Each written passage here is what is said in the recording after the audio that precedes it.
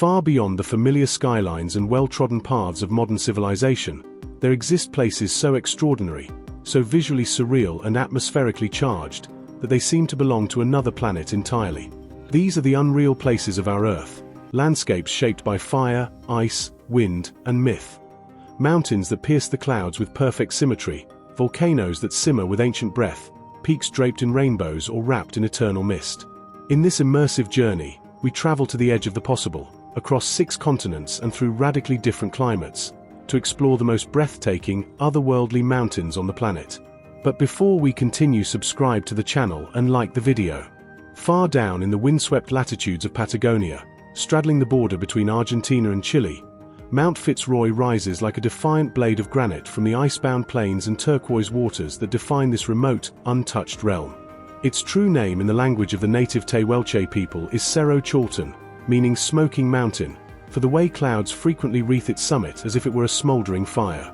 Standing at 3,405 meters, 11,171 feet, Fitzroy is far from the tallest peak in the Andes, but what it lacks in height, it more than makes up for in raw, theatrical beauty and vertical intensity.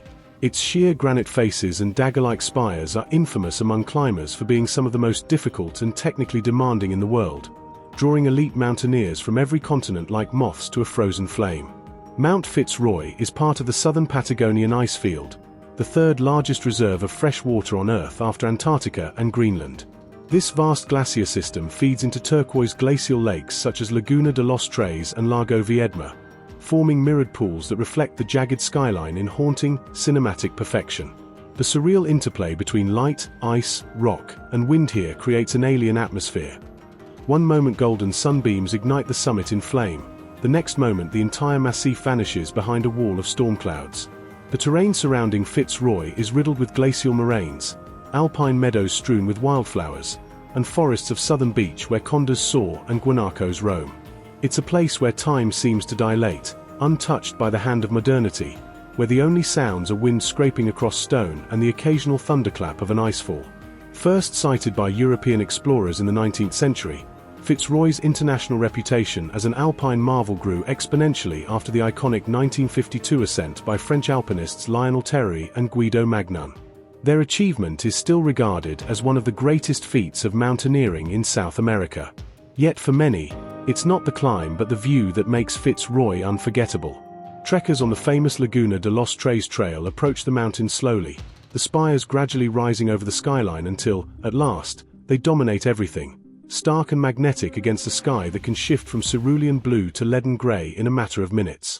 Even on the sunniest day, there's a sense of wildness, of awe, of being completely at the mercy of something far older and greater than oneself. The surrounding Los Glaciers National Park, a UNESCO World Heritage Site, is home to a kaleidoscope of ecosystems. Wildlife here is adapted to extremes, from the elusive Andean fox to black-chested buzzard eagles, from alpine mosses clinging to wind-battered rock to orchid-like flowers blooming in brief summer thaw. On clear nights, the southern stars rotate in great arcs above Fitzroy, casting ghostly moonlight across snowfields and ridges. There's an uncanny serenity here, yet also a charged energy that has inspired painters, poets, and adventurers for decades. Fitzroy is more than a mountain. It is a symbol of endurance, of isolation, of the sublime vertical edge where Earth meets sky. It features on the logo of Patagonia, the outdoor gear company, but no branding or image can truly capture its presence. To stand in its shadow is to be reduced, beautifully and humbly, to something small, transient, and astonished by the natural world. The mountain does not need to roar to command attention. Its silent, stony silhouette is enough to stir awe in even the most seasoned traveler. There are no villages on its slopes, no ski lifts, no highways or railways cutting through the wilderness. There is only rock, ice, and wind, and the relentless call of the wild. Far above the Arctic Circle, deep in the remote reaches of Canada's Baffin Island, there rises a mountain so alien in form and so staggering in its natural architecture that it seems ripped from the realm of myth. Mount Thor, named after the Norse god of thunder, lives up to its mighty moniker with a geological grandeur that humbles even the boldest of adventurers. Located within Oiatuk National Park on the Cumberland Peninsula, Mount Thor boasts the single greatest vertical drop of any cliff on Earth, a sheer, uninterrupted plunge of 1,250 meters, 4,101 feet. This is not simply steep. This is gravity turned into a monument, a clean vertical wall of granite that juts into the sky like the blade of a fallen titan's axe. For much of the world, Baffin Island remains unseen, unheard, and untouched. But within its glaciated fjords and frost-lashed valleys lies a landscape of raw power and prehistoric silence. Mount Thor dominates the Akshayuk Pass, a natural corridor carved by ancient glacier that threads through the heart of the park. The mountain's monolithic face is part of the larger Baffin Mountains, which themselves form a portion of the Arctic Cordillera, a little-known but starkly majestic mountain range stretching across Canada's northeastern rim. The exposed granite walls of Mount Thor are a climber's fantasy and a geologist's treasure, formed from some of the oldest rock on the planet, dating back nearly 3 billion years. To approach Mount Thor is to enter a world where silence speaks. The landscape is primordial. Ice sheets cling to high plateaus, rivers born from glacier melt carve jagged paths through stone, and vast fields of lichen-colored tundra stretch to the horizon. There are no roads, no towns, no comforts of civilization. Access is typically by chartered flight to the Inuit village of Pangnirtung, followed by days of backcountry trekking through bare country, across moraines and permafrost, beneath skies where auroras can dance even in early autumn. The very act of getting to Mount Thor is an expedition, a journey through a wilderness that demands both respect and endurance. What truly sets Mount Thor apart is its surreal geometry, a back-tilted peak with an overhanging cliff that drops away so steeply it feels like the mountain itself was sliced clean with a cosmic scalpel. It is not merely tall or sharp, but mathematically extreme. The average angle of the cliff face exceeds 105 degrees, creating an overhang that makes it the most formidable vertical descent on Earth.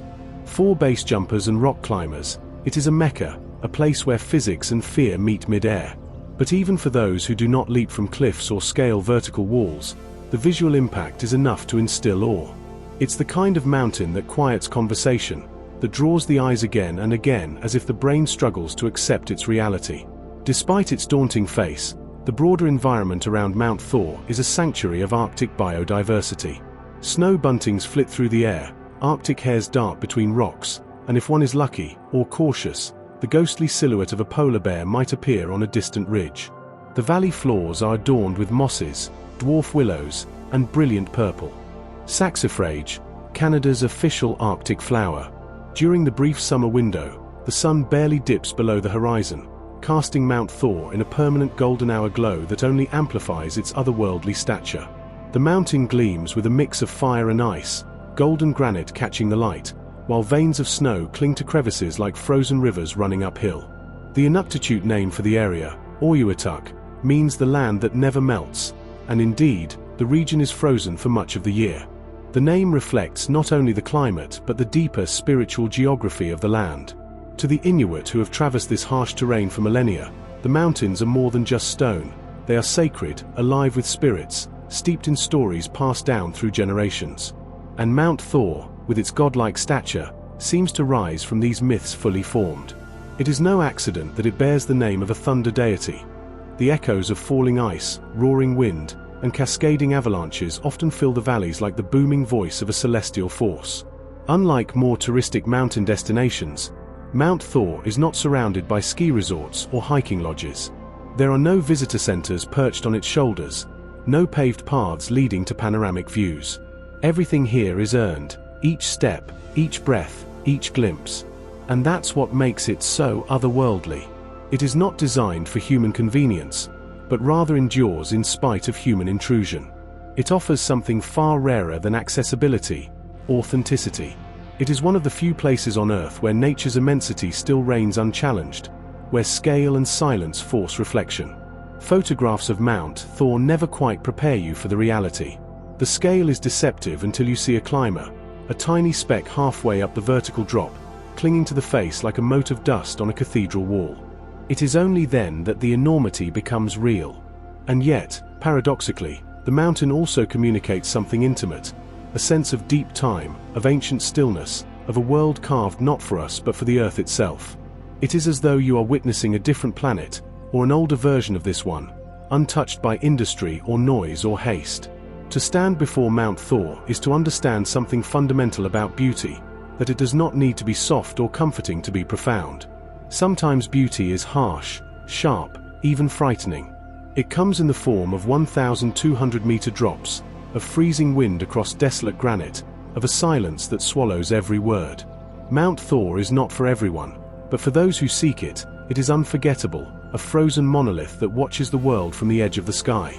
High in the Peruvian Andes, where the air thins and ancient winds sweep across altiplano plateaus, there rises a mountain unlike any other on Earth, a mountain that seems to have been painted by the hand of a dreamer.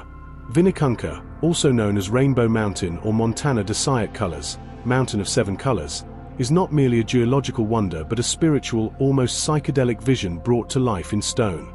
Located approximately 5,200 meters, 17,060 feet, above sea level in the Cusco region, southeast of the famed city of the Incas, this mountain unfurls in a surreal tapestry of reds, yellows, greens, and blues. A natural spectacle so vivid it seems unreal, as if reality itself has taken on a painter's palette. The origins of these astonishing colors lie deep within the Earth's ancient past. Millions of years ago, different layers of sedimentary rock formed under a variety of environmental conditions. Iron oxide created brilliant reds and yellows, copper deposits turned green, sulfur left marks of gold, and other minerals like quartzites and sandstones added pale lavenders and grays. Over time, tectonic activity thrust these horizontal layers upwards, tilting them into a diagonal plane and exposing the strata to the surface. Then, glacial activity during the Ice Age stripped away upper layers and revealed this multi-hued masterpiece, sculpted by weather and time into rolling ridges and sharp crests. It is not merely a mountain but a living canvas of geologic alchemy. For centuries, Vinicunca was hidden under layers of snow and ice, its colors cloaked beneath white stillness. Only in recent decades, with the retreat of glacier due to climate change, has its true face emerged in full glory. This paradox, the beauty unveiled as a result of a global environmental shift, gives the mountain an even more ethereal, fleeting quality. Like many of Earth's most unreal places, it is as fragile as it is magnificent. To reach Rainbow Mountain, travelers begin their journey in Cusco, a city that itself sits over 3,300 meters, 11,000 feet, above sea level. From there, the route winds through remote Andean villages, past grazing herds of alpacas and ancient terraces carved by Incan hands. The final ascent typically begins near the village of Chilihuani or the Pichumaca area, leading hikers on a steep, thin-air climb through dramatic high-altitude scenery. The trail is often cold, dusty, and physically demanding, with snowfall and rain capable of sweeping in unexpectedly. But the effort is rewarded by one of the most surreal sights on the planet. As the summit ridge nears, the colors begin to reveal themselves, first subtly, then all at once, like a flag unfurling across the earth. From the summit viewpoint, the scene is extraordinary. The stripes of color roll in waves along the mountain's spine and shoulders, crimson bleeding into mustard yellow, turquoise melting into silver gray, violet and rust forming sinuous patterns like a sand painting in motion. Nearby peaks, some capped with snow, others carved with similar mineral veins, rise like sentinels of an alien land. The landscape is silent except for the sharp wind, the occasional whistle of a condor in flight, and the quiet murmurs of awestruck travelers. At this altitude, every breath feels earned. The sky above seems closer, a deeper blue, pressing down with the weight of the heavens. Rainbow Mountain is not an isolated geological oddity but part of a larger, spectacular region. It lies within the Orzengate Range, home to Orzengate Mountain itself, one of the most sacred mountains in Andean cosmology. Orzengate, known to the local Quechua people as Apu Orzengate, is considered a living deity, a protector of the region, and a source of life-giving water from its glacier. Pilgrimages to this area have been occurring for hundreds of years, especially during the Koila Ritai festival, when tens of thousands of indigenous people journey into the highlands to honor the mountain spirits. In this way, Vinicunca, too, exists not just in the physical world, but in the spiritual and mythological dimensions of Andean life. Local communities near Rainbow Mountain, many of whom are Quechua-speaking, continue to live in close harmony with the land. Their way of life has changed little over the centuries, shepherding llamas and alpacas, weaving traditional textiles dyed with plant-based pigments, growing high-altitude crops like potatoes and quinoa. To them, Vinicunca is not merely a tourist attraction, but part of a sacred landscape filled with living energy, or Pachamama, Mother Earth. The mountain's colors are not seen as mere mineral phenomena but as a manifestation of natural balance, a gift from the spirits of the land. As tourism has exploded in recent years, with images of Rainbow Mountain spreading virally across the internet, there have been both benefits and concerns. On one hand, local communities have found new sources of income by guiding, hosting, and sharing their culture. On the other, the fragile ecosystem has come under pressure from trampling feet, unmanaged waste, and the rapid development of trails. Efforts are now underway to regulate visits, encourage sustainable practices, and ensure that the majesty of Vinicunca remains preserved for generations to come. Photographs of Rainbow Mountain often appear so saturated with color that many believe they've been digitally altered. But to see it in person is to know the truth. It really is that vibrant, that shocking, that impossibly beautiful. Under the shifting light of morning or late afternoon, the mountain seems to change hues, its colors rippling with shadow and sun. It feels less like a fixed object and more like a living entity, breathing slowly through layers of mineral and memory. Vinicunca is a place that lingers in the soul. More than just a destination, it is an experience of color, altitude, silence, and cultural depth. It offers a glimpse into the wild palette of the Earth's imagination, a place where geology becomes art, where sky and stone conspire to remind us that the world still holds secrets beyond comprehension. For all its global fame, for all the photos taken and shared, Rainbow Mountain retains something mysterious, an untouchable core that no lens, no words, no footsteps can truly capture. It remains, above all else, a miracle of time, pressure, and patience, an ancient canvas finally revealed to the world. In the rugged, breathtaking heart of Nepal, standing like a throne carved for the gods themselves, rises Mount Dhaulagiri, a name that, even in the ancient Sanskrit tongue, translates to White Mountain. It is a title as majestic as the massif itself. Towering at 8,167 meters, 26,795 feet, above sea level, Dhaulagiri is the seventh highest mountain on Earth, but unlike many of its Himalayan siblings which are clustered close together, Dhaulagiri stands in bold isolation, a monumental wall of snow and stone that dominates the western sky and rises with terrifying suddenness from the Kali Gandaki Gorge, one of the deepest canyons on the planet. The result is a mountain of almost theatrical prominence, its icy pyramid thrust so high above the valleys that it appears to levitate among the clouds. First officially discovered by Western explorers in 1808, Dhaulagiri briefly held the title of the world's tallest known mountain, until Kangchenjunga and later Everest were measured.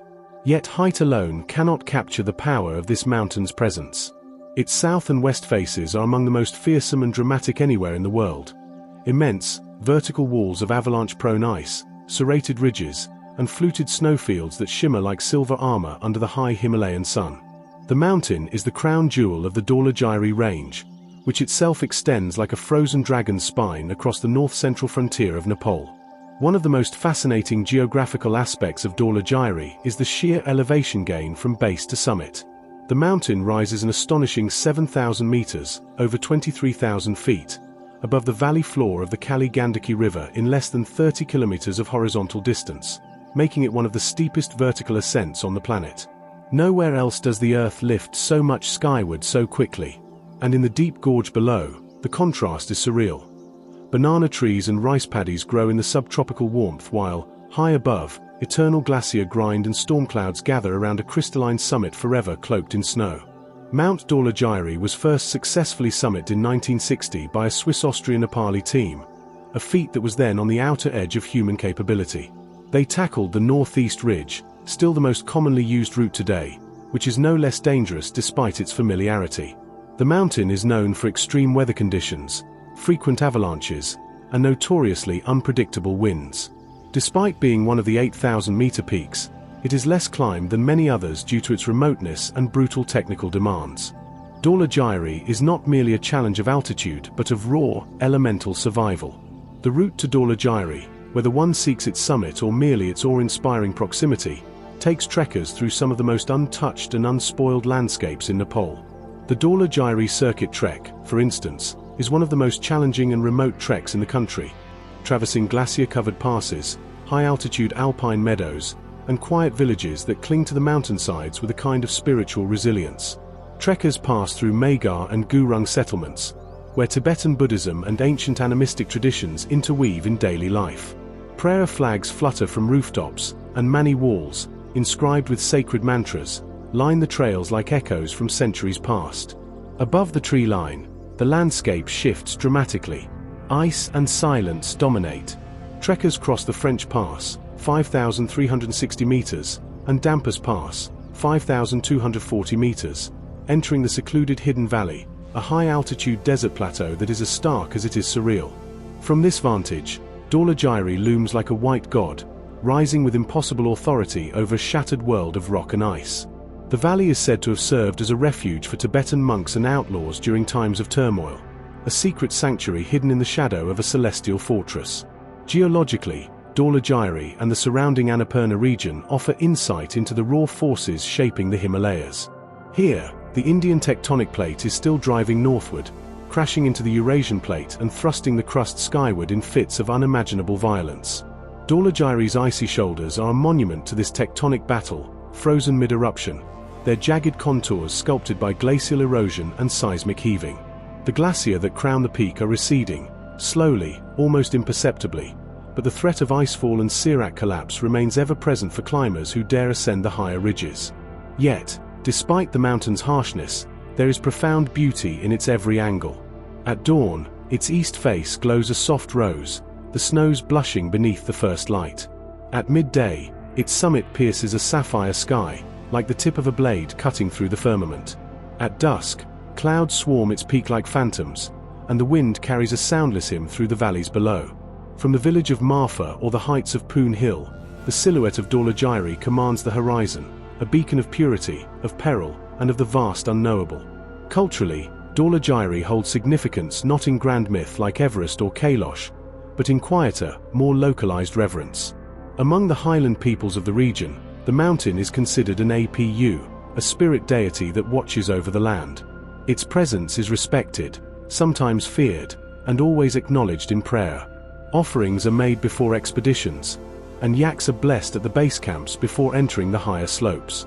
In the Buddhist and Bon traditions, mountains are often seen as the bodies of ancient beings, their peaks as the heads, their ridges as spines, their glacier as breath, and Dhaulagiri, in this sense, is a towering spirit frozen in deep meditation. The juxtaposition of life and lifelessness around Dhaulagiri is haunting. While its summit is a place where nothing can live, where the air is too thin, the cold too bitter, the valleys below teem with biodiversity. Rhododendron forests burst into color each spring, their reds and pinks framing views of the icy giant above. Snow leopards prowl the hidden crags, blue sheep leap across granite escarpments, and golden eagles ride the thermal currents. Every inch of land below the snowline is alive with creatures adapted to this kingdom of extremes. Mount Dhaulagiri may not command the same global spotlight as Everest or Lhotse, but for those who have seen it, truly seen it, it stands as one of the most visually and spiritually overwhelming mountains on Earth. It is not merely climbed. It is encountered. It is respected. It is feared and loved in equal measure. A place where the Earth seems to rear up in defiance of gravity, where the sky meets stone in a silent roar, and where, if you listen closely enough to the wind, you might hear the voice of the mountain itself. Rising like a crowned sentinel above the rugged terrain of the eastern Caucasus, Mount Kazbek, known locally as Mkinvartsvary, the icy peak, is a mountain where Earth's raw geology and humanity's oldest myths converge in solemn grandeur. Towering at 5,033 meters, 16,512 feet, Kazbek is Georgia's third highest mountain and one of the most striking natural icons in the region. But it is more than a dormant stratovolcano dusted with eternal snow. It is a place where stories are carved into the very ice, where legend breathes in the winds that sweep across its glacier, and where the drama of mountain and myth is inseparable from the soul of the land. Mount Kazbek lies near the northern border of Georgia, close to Russia, in a region known as Stepan Sminda, formerly Kazbegi, a highland valley where medieval stone towers still guard the slopes and shepherds lead their flocks as they have for centuries. The mountain's flanks rise in steep, rocky folds, interrupted by gleaming ice fields and glacier that pour down like frozen rivers. The most prominent of these is the Devdariki Glacier, a formidable mass of ice that has surged and collapsed violently in the past, reshaping valleys and sending avalanches roaring into the gorges below. Yet Kazbek's allure goes far beyond its physical might. In the cultural consciousness of Georgia and the broader Caucasus, Kazbek occupies a position that blends reverence, awe, and storytelling. According to local legend, and deeply rooted in Georgian Orthodox belief. The peak was the very place where Amirani, a Prometheus-like figure from Georgian mythology, was chained as punishment by the gods. Much like the Greek Titan who stole fire from Olympus, Amirani defied divine authority by giving forbidden knowledge to humanity. His punishment was eternal bondage to the mountain's heights, where an eagle devoured his liver daily, only for it to regenerate each night. The story adds a metaphysical weight to the landscape, casting the mountain not merely as a geological formation but as a place of cosmic justice and divine reckoning. This mythic resonance is deepened by the presence of the Szigeti Trinity Church, perched at 2,170 meters, 7,119 feet, on a grassy promontory below Kazbek's summit. Built in the 14th century, this isolated, stone-domed church is perhaps one of the most visually iconic structures in Georgia, silhouetted against the snowy slopes like a relic of some forgotten epoch. The church, along with its adjoining bell tower, has withstood earthquakes, invasions, and centuries of weather, remaining a pilgrimage site for both the devout and the curious. From its steps, the view of Kazbek rising into the heavens is both sublime and humbling, a scene so moving it borders on spiritual epiphany. Geologically, Mount Kazbek is a dormant stratovolcano formed from layers of hardened lava, ash, and volcanic debris.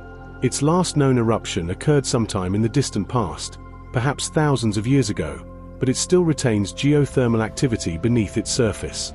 Fumaroles and hot springs can be found on its lower slopes, where plumes of steam hiss through the rocks, reminding all who approach that the mountain, though sleeping, is not dead. Deep within Kazbek, beneath its mantle of glacial ice and basaltic rock, stirs a dormant fire, a testament to the dynamic earth forces that forged the Caucasus Range. Climbing Kazbek is an aspiration for mountaineers seeking a less commercialized and more spiritually resonant summit than the crowded peaks of the Himalayas or the Alps. The typical ascent begins from the village of Stepan Sminda and follows a trail past the Szigeti Trinity Church, continuing to a high-altitude camp at the edge of the glacier. From there, climbers must navigate crevasses, snowfields, and steep ice to reach the summit ridge. The climb is technically moderate but demanding due to altitude, unpredictable weather, and glacial conditions. For those who make the summit, the reward is not just a panoramic view of the entire Caucasus but the profound feeling of standing atop a mountain that has been the axis of legends, prayers, and fears for millennia. The flora and fauna surrounding Kazbek speak to the mountain's place in a diverse ecological transition zone between alpine tundra and steppe. In spring and summer, wildflowers, purple gentians, yellow poppies, and alpine forget-me-nots blanket the meadows around its base. Bearded vultures, eagles, and Caucasian snowcocks circle its thermals, while ibex and chamois move silently across its remote ridges.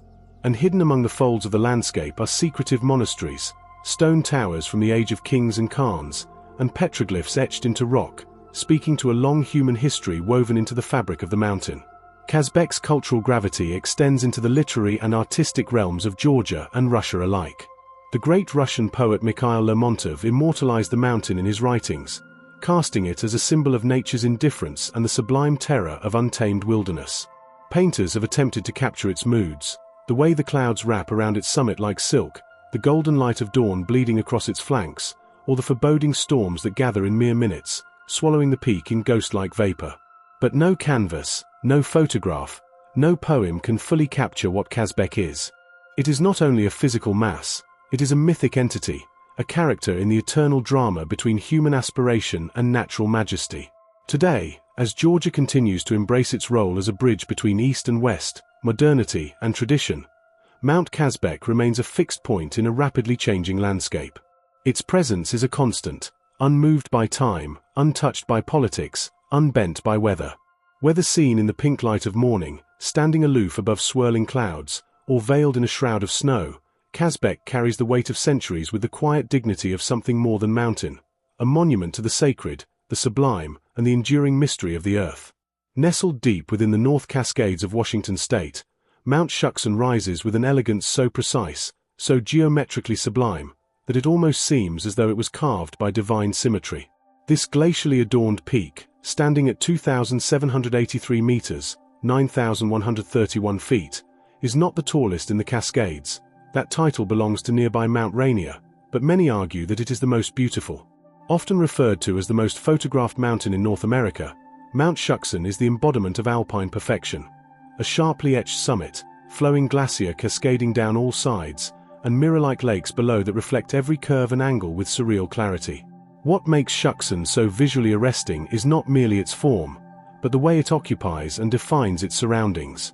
The name Shuksan is derived from the Lummi word Shuksan, meaning high peak, though its full name in their tongue, Shuksan Semiahmoo, suggests something more nuanced, a mountain that touches the heavens.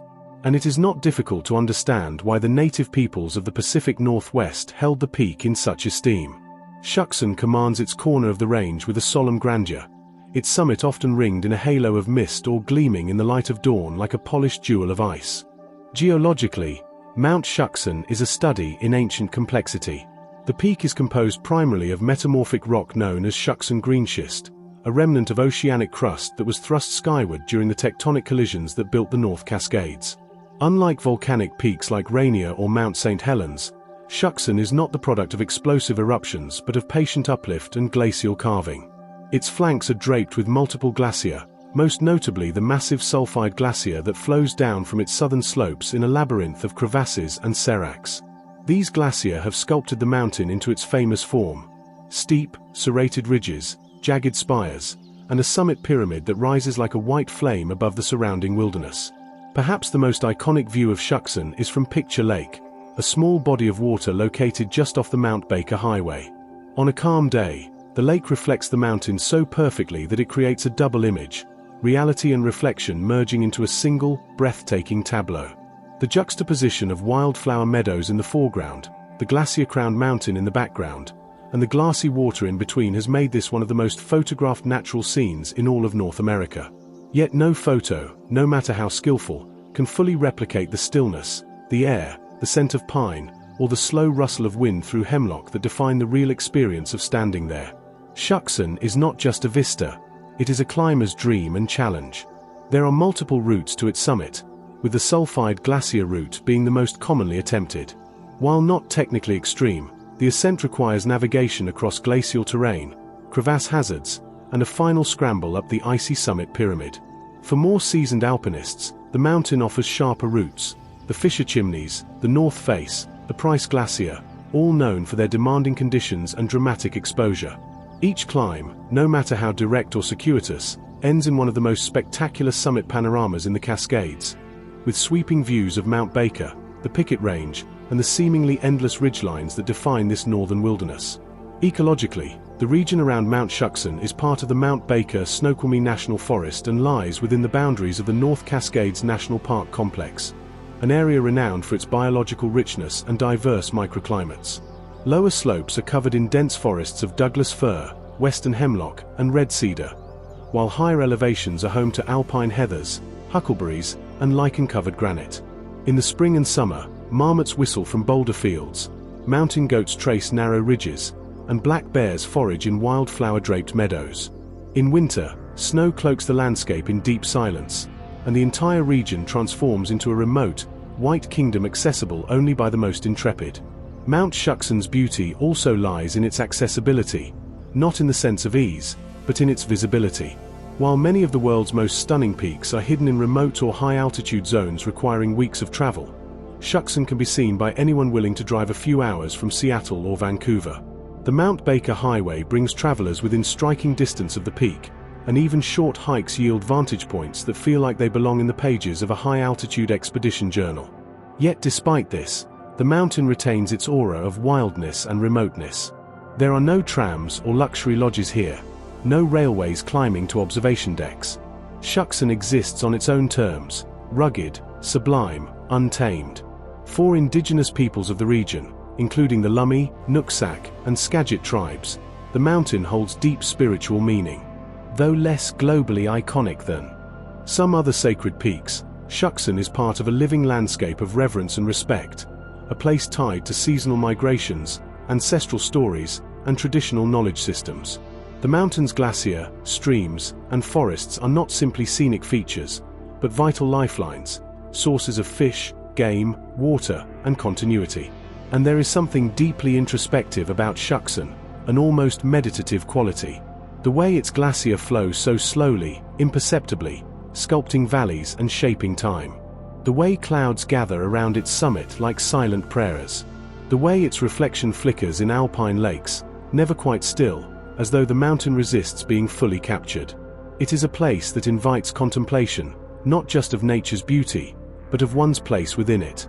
In a world increasingly dominated by speed, noise, and spectacle, Mount Shuksan offers the opposite: stillness, clarity, and timelessness. It is not the most famous mountain, nor the tallest, but it might just be the most complete, a perfectly formed harmony of rock, ice, light, and life. It is the kind of mountain that lingers in the mind long after the journey ends, not because it demanded attention, but because it gave something rare and unforgettable in return, a glimpse of the sublime. In the cold, crystalline heart of Norway, where the land rises into a realm of endless snowfields and jagged ridgelines, stands Mount Galdhøpiggen, the tallest peak in Scandinavia. At 2,469 meters, 8,100 feet, it may not match the dizzying heights of the Alps or the Himalayas, but Galdhøpiggen is a giant in its own right, a throne of ice and granite that dominates the Jotunheimen Range, the mythical home of the giants. In this northern kingdom of stone, where the seasons change with force and the silence is as deep as the snowpack, Galdhøpiggen reigns with stoic majesty, drawing adventurers, dreamers, and myth lovers into its white domain. The name Galdhøpiggen comes from Old Norwegian roots, Gald likely referring to a high pass or steep incline, H meaning hill or rounded mountain, and Piggen signifying a peak or sharp point. Altogether, it evokes the image of a sharp summit rising steeply from the rugged highlands, an image that fits the mountain's profile perfectly. Unlike the needle-like spires of the Alps or the volcanic cones of the Pacific Rim, Galdhøpiggen rises in a broad, majestic sweep, culminating in a summit that stands above a vast icy plateau cradled by a fortress of surrounding peaks. The ascent is more about navigating the immensity of the landscape than facing sheer vertical drops. Yet its beauty lies in that very vastness, in the way the world opens up the higher one climbs. Galdhøpiggen is the crown jewel of Jotunheimen National Park, a protected area spanning more than 1,100 square kilometers of rugged wilderness in central southern Norway. This region is one of the last great high-altitude frontiers of Europe, a place of glacial valleys, ice-polished rock, endless cairn-marked trails, and sapphire lakes that remain frozen well into the summer. It is a land carved and shaped by Ice Age glacier, their legacy etched into every moraine, every U-shaped valley, every tarn-fed gorge that fans out across the region. The landscape is harsh, clean, and elemental, as though pared down to its most basic, powerful forms. To climb Galdhøpiggen is to step into a different kind of mountaineering, one that feels at once ancient and intimate. The standard routes, either from Djuvashytta on the north side or from Spytestølen in the south, both offer relatively accessible but deeply memorable ascents. The Djuvashytta route involves a guided glacier crossing over the Stigbreen, a crevasse-riddled ice field that demands rope travel for safety. This crossing adds a visceral sense of expedition, the crunch of crampons, the tug of rope, the glitter of sun on ice. The Spytestølen route, longer and more strenuous, avoids the glacier but climbs through a starkly beautiful landscape of snow-covered ridges and stony plateaus, giving hikers the sense of being gradually lifted into the clouds. On a clear day, the summit of Galdhøpiggen offers one of the most sweeping panoramas in all of Europe, a 360-degree view of frozen wilderness stretching to every horizon. Dozens of other peaks pierce the sky, many over 2,000 meters, their names steeped in Norse lore: Glittertind, Stor Skagestind, and Hurungain, to name a few. Clouds often swirl below the summit like waves in a white sea, and the light, particularly in the long summer days, has a quality that defies description, diffused and luminous, painting the snowfields in shades of pearl, rose, and silver. In winter, when the sun barely climbs above the horizon, the same slopes are bathed in blue twilight that lasts for hours, a quiet, frozen dream. What makes Galdhøpiggen unique is the interplay between accessibility and wildness. Despite being the tallest in Scandinavia, it can be climbed by people of all ages and abilities with proper preparation and guides. Families ascend it in summer. Elderly Norwegians with decades of hiking experience mark it off their lifelong to-do lists, and ambitious mountaineers cross-country ski to its peak in the depths of winter. There is even a staffed hut near the summit during the summer months, where warm drinks and traditional Norwegian snacks can be shared among strangers brought together by the mountain. Yet despite this human presence, the surrounding environment never feels tamed. Galdhøpiggen remains a realm of snowstorms, sudden whiteouts, and the deep silence that only high, empty places know. Ecologically, the mountain lies above the tree line, in a harsh alpine zone where only the hardiest forms of life survive. Mosses and lichens cling to rocks like ancient writing. In summer, tufts of alpine grass and saxifrage emerge where snow has melted, drawing the attention of reindeer, Arctic foxes, and high-soaring golden eagles. It's a sparse, resilient ecology, quiet, but full of life. And it changes dramatically with the seasons. In winter, snow buries everything under meters of ice, and wind whips across the plateaus with blinding force. In summer, the snow melts just enough to reveal rivers that sparkle under 20-hour days, reflecting a sky that never fully darkens. Norway's connection to its mountains is not merely recreational. It is cultural, spiritual, and historical. The Norwegians have a deep tradition of friluftsliv, a concept that translates roughly to open-air life. It is not about sport or competition, but about communion with nature.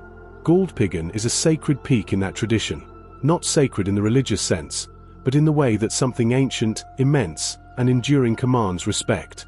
For centuries, Norwegians have come here not to conquer the peak, but to be humbled by it. The mountain does not demand glory, only attention. It teaches patience, resilience, and awe.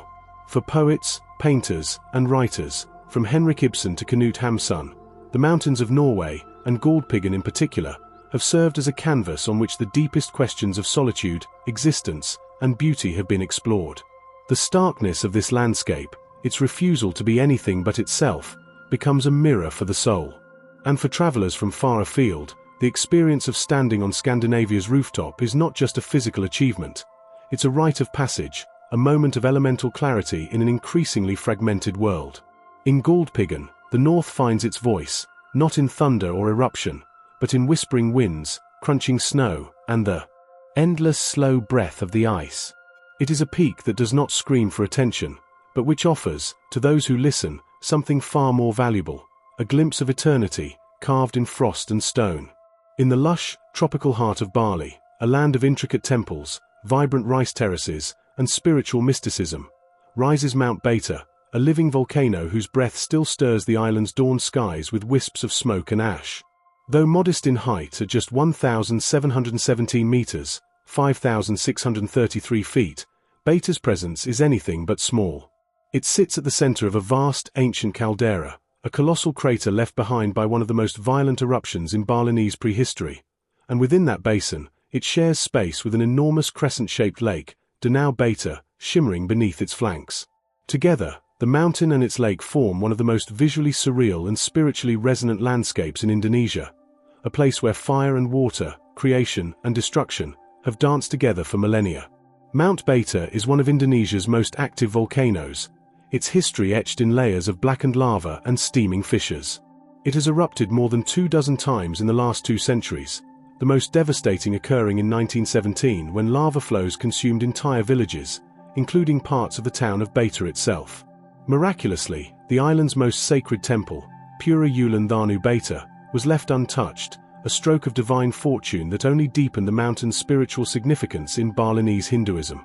The volcano has continued to breathe in the years since, with smaller eruptions in 1963, 1974, 1994, and again in the early 2000s, each time reshaping the terrain, reminding locals and travelers alike that this mountain is not a monument of the past, it is alive.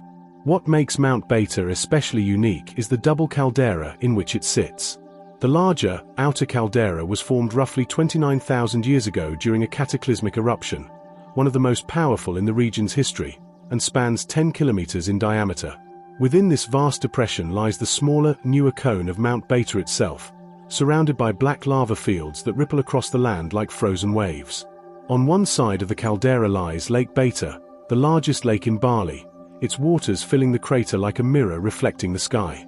The juxtaposition is both stark and beautiful, the blackened ruin of volcanic violence softened by the serenity of still water and forested slopes. For locals, Mount Beta is not merely a natural feature but a sacred force. It is considered one of Bali's most important kayas, or spiritual centers. According to Balinese cosmology, the island's geography mirrors the divine architecture of the cosmos, with Mount Agung, the island's highest peak, representing the home of the gods, while Beta represents the source of life's vital energies.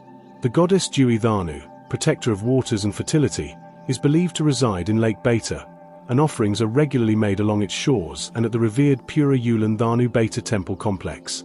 Even today, during full moon rituals or ceremonial anniversaries, Balinese families will hike or drive into the caldera, dressed in white ceremonial garb, bringing woven offerings of flowers, rice, and incense to ask for blessings from the mountain and the lake. For travelers and adventurers, Mount Beta is famous for its sunrise treks, one of the most iconic experiences in Southeast Asia. Before dawn, hundreds of hikers set off from the base, their paths lit by headlamps and guided by local villagers who know every bend of the volcano's flank. The ascent is not technically difficult, taking about 2 hours to reach the summit, but the early hour, the humidity, and the loose volcanic gravel make it a challenge not to be underestimated. As one climbs, the stars fade and a glow begins to build on the eastern horizon. At the summit, as breathless climbers settle on volcanic rocks still warm from deep within the earth, the spectacle begins. The first sliver of sun breaks the clouds, lighting the sky in soft oranges, pinks, and violets. Below, the caldera spreads out in shadow and fog, while plumes of smoke drift lazily from steaming vents nearby, rising like incense into the morning air. From the summit, views stretch across the eastern part of Bali, with the caldera lake nestled in a patchwork of green fields and blackened lava flows. On clear mornings, the majestic silhouette of Mount Agung can be seen towering above the clouds to the southeast, and sometimes even the outline of Lombok's Mount Rinjani far to the east. The moment feels almost unreal, not just because of the beauty, but because of the strange tension between life and danger that permeates the place. This is not a mountain of silence and stillness, but of heat, motion, and breath. One can feel the earth pulsing here, and that sensation stays with visitors long after they descend. Mount Beta's lava fields, particularly those from the 1963 and 1974 eruptions, stretch for kilometers across the caldera floor, looking like the solidified surface of another planet. These twisted, black landscapes are harsh and lifeless, with sharp edges and scorched stones, and yet here too, life returns. Small shrubs and grasses find footholds in cracks, butterflies flutter past jagged rocks, and even the occasional farmer builds a hut where lava once flowed, eking out a living on this most unpredictable of soils. Near the edge of the lava fields lie hot springs, where locals and travelers soak in geothermal waters overlooking the lake and mountain, the air filled with sulfur and mist. The village of Kintamani, perched along the caldera rim, provides one of the best panoramic views of Beta and is a central hub for both cultural exploration and rest after a climb. Local warungs, small eateries, serve traditional Balinese fare, grilled fish, spicy sambal, and steaming bowls of bubarayam, chicken rice porridge, with views that seem to float above the earth itself. Farmers in the region grow oranges, tomatoes, and coffee in the volcanic soil, which is rich in minerals and surprisingly fertile once the heat dies down. These small-scale agricultural patterns represent another layer of life's return, the cyclical renewal after destruction, a theme that defines so many of the world's volcanic landscapes. Despite its popularity, Mount Beta remains a deeply spiritual and deeply respected place. It is not unusual to see Balinese locals praying quietly before beginning their climb, asking the mountain for safe passage, or leaving small woven baskets of offerings on rocks along the trail. The volcano's activity is carefully monitored by Indonesia's Volcanology and Geological Disaster Mitigation Center, and alerts are issued when tremors or gas emissions suggest heightened activity. Yet there is no fear, only reverence. The people who live here have coexisted with the mountain for generations, adapting to its moods, honoring its power, and rebuilding after every eruption.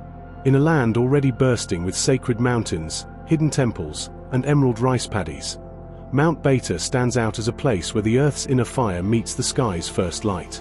It is both accessible and mystical, raw and serene, a reminder that even in paradise, nature's most powerful forces are always close at hand. And as the morning sun paints the steam curling from its summit, one cannot help but feel that the mountain is alive, watching, breathing, remembering.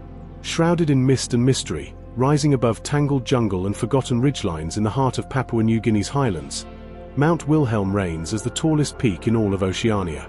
At 4,509 meters, 14,793 feet, it is a mountain of many faces, 1 foot in the humid tropics, the other in a realm of alpine frost and silence. It is not just the pinnacle of Papua New Guinea's vast, mountainous spine. It is also a geographical and cultural crossroads, where ancient highland traditions meet raw, unfiltered wilderness, and where each layer of elevation reveals a new world, teeming with life and shaped by time.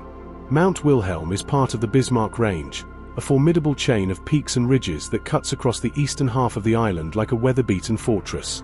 But unlike the popular peaks of the Himalayas or the Andes, this is a land still largely unexplored by the outside world.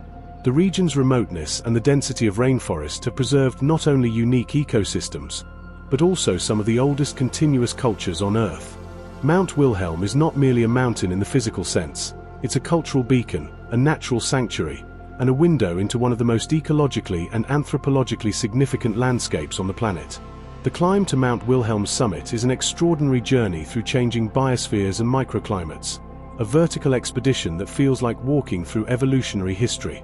Most ascents begin at the village of Kegelsugal, located at about 2,800 meters, 9,186 feet, above sea level. From here, climbers pass through ancient cloud forests, where moss carpets every surface, orchids bloom in flashes of yellow and red, and giant tree ferns arch over the trail like the ribcages of sleeping giants. Birds of paradise call from the canopy, and strange insects buzz and blink in the dappled light. It is a place where time feels slow, even paused, where every leaf drips with dew and every breath smells of damp earth and wild sweetness. As the trail ascends, the jungle gives way to subalpine grasslands and stunted shrubs, and eventually, to bare, wind-blasted rock. The transition is stark. 1 minute, climbers are surrounded by the hum of life. The next, they find themselves walking through mist-choked silence, where only the wind and the occasional screech of a highland hawk disturb the quiet. Above 3,500 meters, the nights grow cold, the air thin, and frost coats the ground even in the dry season. Small tarns, glacial lakes, dot the slopes, their surfaces often rippling with mist, reflecting jagged peaks that loom like shadows from a forgotten time.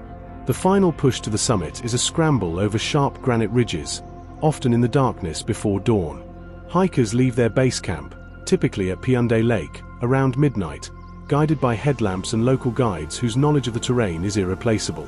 The route is not technically extreme, but the high altitude, unpredictable weather, and narrow ledges demand both caution and endurance. As the summit nears, the eastern sky begins to glow. When dawn breaks, the reward is unlike any in the world. An ocean of clouds stretches in every direction, broken only by other jagged peaks, and on exceptionally clear days, the distant outline of the Bismarck Sea can be glimpsed to the north, shimmering like quicksilver in the morning light. One of Mount Wilhelm's most compelling aspects is its geographical significance. Though Oceania's boundaries can be debated, Mount Wilhelm is widely accepted as the highest peak within the Australasian realm, surpassing even the more massive, ice-bound ranges of New Zealand. Its prominence and isolation give it a visual and symbolic weight, a solitary giant watching over an island nation of unparalleled diversity. Culturally, Mount Wilhelm is interwoven with the identities of the local people who have lived in its shadow for millennia. The mountain marks the intersection of several tribal territories, including the Chimbu, Western Highlands, and Madang provinces. For many of these communities, the mountain is not merely land, it is ancestor, teacher, and spirit. Elders tell stories of spirits dwelling on its slopes, of sacred rituals performed near its lakes, and of warriors who once journeyed to its peak to seek visions or prove their strength. Even today, some tribal elders express caution about ascending the summit, believing it disturbs the balance of the mountain's soul. Despite these beliefs, local villagers play an essential role in every successful expedition. Guides and porters are drawn from nearby communities, and their knowledge of the terrain, weather patterns, and sacred sites is invaluable. They walk with quiet confidence, sometimes barefoot, navigating routes that have no signposts and weather that turns fierce with little warning. Along the way, they share stories of family, of seasons, of ancient migrations and village life, grounding the journey not just in physical challenge, but in a human connection to the mountain. Ecologically, Mount Wilhelm and the Bismarck Range are a haven of biodiversity. Papua New Guinea is part of the Coral Triangle and is often considered one of the last great bastions of biodiversity on Earth. The mountain's altitudinal range supports a rich variety of endemic species, including tree kangaroos, echidnas, highland possums, and countless birds found nowhere else. Botanists are still discovering new plant species in its hidden valleys, while herpetologists and entomologists study frogs and insects whose evolutionary paths stretch back millions of years. The sheer remoteness of the region acts as both a protector and a challenge, preserving its wild integrity, but also making research and conservation efforts complex and difficult. Mount Wilhelm is also a climate bellwether. Its glacier, long since vanished, and its shrinking alpine habitats reflect broader global warming patterns. Scientists are increasingly monitoring its ecosystems for signs of climatic shifts, noting that even a few degrees of temperature change could radically alter the highland biosphere and displace species evolved for a narrow altitude band. The mountain stands as a sentinel, not just of its culture, but of Earth's changing future. In contrast to many of the world's popular trekking destinations, Mount Wilhelm remains blissfully underdeveloped. There are no crowded lodges, no ski lifts, no paved switchbacks.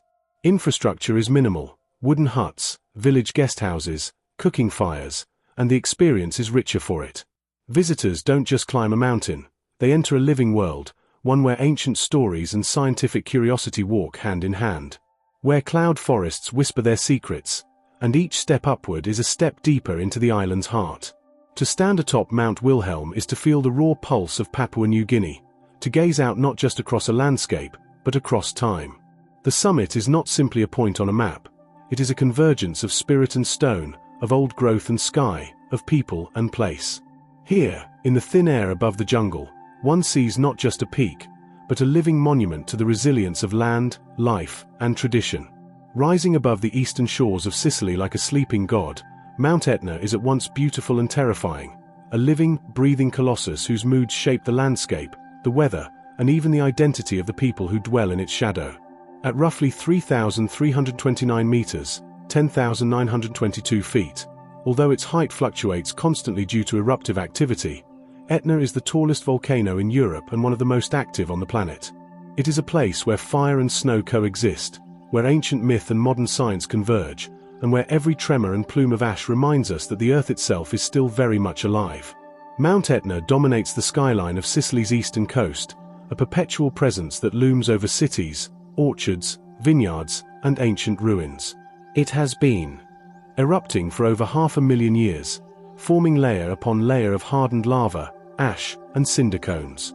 Its eruptions range from slow, oozing lava flows that descend its flanks like molten rivers, to explosive, thunderous blasts that send ash columns high into the Mediterranean sky.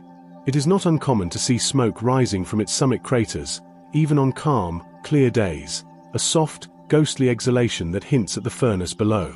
What sets Etna apart from many of the world's volcanoes is the sheer scale and frequency of its activity. Unlike dormant or extinct giants that erupt once every century or millennia, Etna is almost constantly active in one form or another. In the past few decades alone, it has erupted dozens of times, sometimes producing spectacular fountains of lava that light up the night, other times covering entire towns in blankets of black ash. The volcano's geography is ever-changing. Craters collapse and form anew, vents open and seal shut, lava reshapes roads, homes, and forests in a matter of hours. Yet despite its volatility, Etna is not feared in the same way as Mount Vesuvius, which destroyed Pompeii. It is a volcano that Sicilians have learned to live with, to respect, and even to cherish. For them, Etna, or Mungibedu, as it's affectionately known in Sicilian dialect, is a provider as well as a destroyer. Its eruptions enrich the soil with minerals, making the surrounding land among the most fertile in all of Europe. Grapes, olives, pistachios, citrus fruits, and hazelnuts thrive in its rich volcanic soil, and generations of farmers have relied on its dark earth to grow their livelihoods. The vineyards on its slopes produce distinctive wines, robust reds and minerally whites, that taste of ashen sun and history. Etna's immense base spans nearly 50 kilometers in diameter, and the upper portion is ringed with multiple craters, fumaroles, and lava tubes. Some of these tubes stretch for hundreds of meters underground, remnants of ancient lava flows that hollowed out channels beneath the hardened crust. Exploring these tunnels is like entering the veins of the mountain itself. Cool, echoing caverns with smooth basalt walls and frozen lava drips that seem to defy time. Perhaps the most surreal aspect of Etna is its seasonal contradiction, a volcano crowned in snow. During the winter months, its summit is blanketed in white, while steam and gas curl upward from black craters. From a distance, it looks like a scene from another world, a mountain of fire and ice. Remarkably, Etna is also home to ski resorts, and it is one of the few places in the world where one can ski down a volcano while gazing at the Mediterranean Sea glinting far below. Skiers descend on volcanic slopes dusted in ash, where the scent of sulfur sometimes drifts across the snow, reminding visitors that they are skiing on a mountain that might awaken at any moment. Etna's mythological roots run deep. In ancient Greek lore, the mountain was said to be the forge of Hephaestus, god of fire and metalwork. Beneath its summit, he toiled alongside the Cyclopes, crafting thunderbolts for Zeus and weapons for the gods. The monster Typhon, defeated by Zeus, was supposedly buried under Etna, and his fiery breath was said to cause the mountain's eruptions. These legends were not merely poetic metaphors, they were attempts to make sense of the tremendous forces that lived beneath the Earth's surface, forces that shaped not only land, but belief, fear, and destiny. Etna also played a significant role in the classical world. The ancient city of Catonia, now a thriving metropolis, lies at the base of the volcano and has been repeatedly rebuilt following eruptions. One of the most dramatic occurred in 1669, when a massive lava flow overwhelmed several villages and reached the city walls. Remarkably, a local priest is said to have halted the lava's advance by holding up a relic of Saint Agatha, Catonia's patron saint. Whether fact or legend, this event underscores the deep connection between the people and their mountain, a relationship forged in both reverence and resistance. Modern science keeps close watch over Etna. Seismologists, geologists, and volcanologists monitor the mountain through a network of sensors, drones, and satellite imagery. Each plume of gas, each shift in the Earth, is measured and analyzed. Yet even with this technology, Etna is unpredictable. It has erupted with little warning and in surprising ways, opening new fissures along its flanks, showering towns with ash hundreds of kilometers away, or producing lava fountains that dance hundreds of meters into the sky. The people who live around it do not live in denial of these risks. Instead, they embody a rare kind of resilience, building, rebuilding, and adapting, always with one eye on the mountain. Tourism thrives on Etna, and not only for those seeking danger or spectacle. Guided hikes take visitors through alien landscapes, fields of jagged lava, sulfur-streaked craters, steaming vents. One can walk through forests of pine and beech that end suddenly in a sea of black volcanic stone, or stand on the rim of a crater while a distant rumble rises from deep within. Cable cars and off-road vehicles transport the curious up to 2,500 meters, from where trekkers can continue on foot toward the summit when conditions allow. Each layer of the mountain tells a different story, from the verdant farms at the base to the barren, wind-lashed summit where no life survives. Etna is a paradox, a destroyer that nourishes, a beast that sleeps but never dies, a god made of rock and fire that both tests and blesses those who live nearby. It has been erupting since long before humans set foot on Sicily, and it will continue to erupt long after modern cities have vanished. It is not just a mountain, it is a living process, a memory of the Earth's inner fury laid bare for all to see. To witness Etna at sunrise, with the golden light touching the rim of its smoking crater and the vast Sicilian landscape unfurling below, is to be reminded of nature's raw power and haunting beauty. Here, on this ancient island where myths were born and civilizations rose and fell, Mount Etna endures, eternal, elemental, and utterly unreal. Rising above the high plateaus of central Mexico with regal isolation and silent authority, Mount Pico de Orizaba, known in the Nahuatl tongue as Citlopetl or Star Mountain, stands as the highest peak in Mexico and the third highest in North America. Towering at an elevation of 5,636 meters, 18,491 feet, this glaciated stratovolcano commands not only the skyline of the surrounding states of Puebla and Veracruz, but also the imagination of all who behold it. Its steep, symmetrical cone pierces the heavens like a frozen lance, its summit glistening with ice and snow even as the tropics sprawl beneath its base. Pico de Orizaba is more than just the loftiest mountain in Mexico. It is a monument of nature, myth, and resilience. Its isolation and symmetry make it an iconic peak, reminiscent in form to Mount Fuji or Mount Damvand. From hundreds of kilometers away, the peak seems to hover above the clouds, untethered, as if part of the sky itself. Its glacial crown, rare in a region so close to the equator, sparkles like a cosmic jewel, earning it the name Citlopetl, the Hill of the Star, from the Aztecs who revered it as sacred.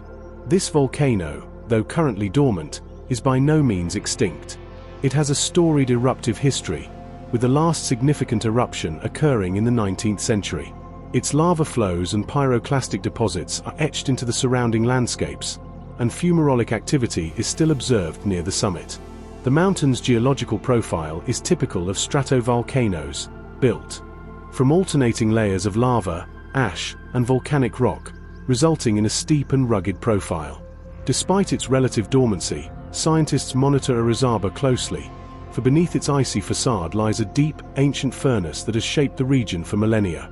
One of the most astounding features of Pico de Orizaba is its glacier, the Gran Glacier Norte, the largest glacier in Mexico and one of the very few remaining in all of Central America. The glacier begins just below the summit cone and stretches downward in thick, crevassed sheets of ancient ice, a stark and stunning anomaly in a land known for deserts, jungles, and sun-scorched plains. The glacier is retreating, as are most of the world's ice masses, due to climate change, but its presence lends the mountain a dramatic, polar aspect that defies latitude and expectation.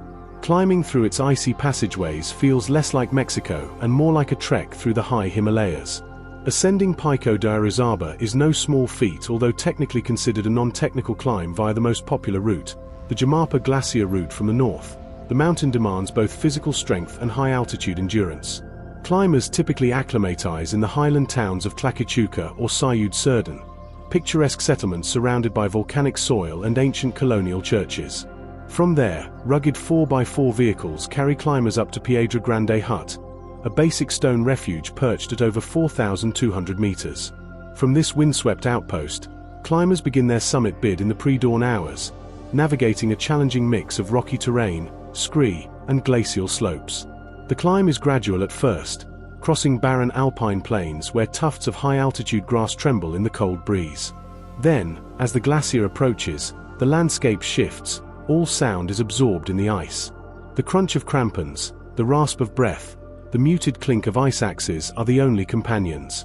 The final push to the summit, especially in thinning air, is punishing, a steep, icy incline where altitude sickness can strike and willpower becomes the true measure of strength. But the view from the top defies description. On a clear day, one can see across Mexico's central volcanic belt, from the smoking cone of Popocatépetl to the massive flanks of Iztaccíhuatl, even as far as the Gulf of Mexico to the east. At sunrise, the shadow of Pico de Orizaba stretches across the land like a perfect triangle, a shadow of the gods cast upon the earth. Culturally, the mountain is woven into the ancient mythologies of Mesoamerica. The Aztecs believed that Pico de Orizaba and nearby Iztaccíhuatl were lovers separated by fate, frozen in time by the gods. The indigenous peoples of the region, including the Nahua and Totonac, viewed it as a sacred peak, a dwelling place of spirits and a source of rain and fertility. Ritual offerings and pilgrimages were once made to its slopes, and even today, local legends whisper of ghostly lights seen moving along its flanks, the spirits of mountain guardians, watching over the land. The lower slopes of the mountain are a vibrant tapestry of ecosystems. Pine oak forests cloak the base, transitioning to alpine meadows and paramo-like grasslands as elevation increases. These zones are rich in biodiversity, including endemic species of birds, insects, and plants that survive nowhere else. The region is also home to pumas, coyotes, and white-tailed deer, all of which navigate the rugged terrain with instinctive ease. Streams and rivers originating from Orizaba's flanks provide vital water sources to communities and agriculture below, further binding the mountain to the life systems of the region. Pico de Orizaba has long held a special place in the hearts of Mexican mountaineers. It is often regarded as the ultimate test for national climbers and a pilgrimage of sorts for those seeking to stand atop their country's roof. Its accessibility compared to higher Himalayan or Andean peaks makes it a popular destination for international climbers as well, a training ground, a proving ground, and for many, a once-in-a-lifetime challenge. The mountain has also inspired poets, artists, and historians, appearing in colonial-era paintings and in the verses of writers who sought to capture its ethereal silhouette and symbolic power. Despite its allure, the mountain remains wild. Weather conditions can change rapidly, bringing howling winds, sudden snowfall, and whiteouts that erase the horizon. Its glacier, while relatively tame in comparison to others in the world, still harbors hidden crevasses and unstable snowfields.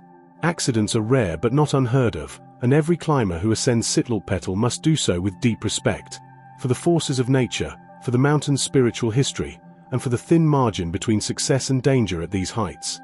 To stand on the summit of Pico de Orizaba is to touch the roof of Mexico, to feel the vastness of the land unfolding in every direction, and to realize that one is standing on a continent's crown, forged by fire, sculpted by ice, and watched over by ancient spirits.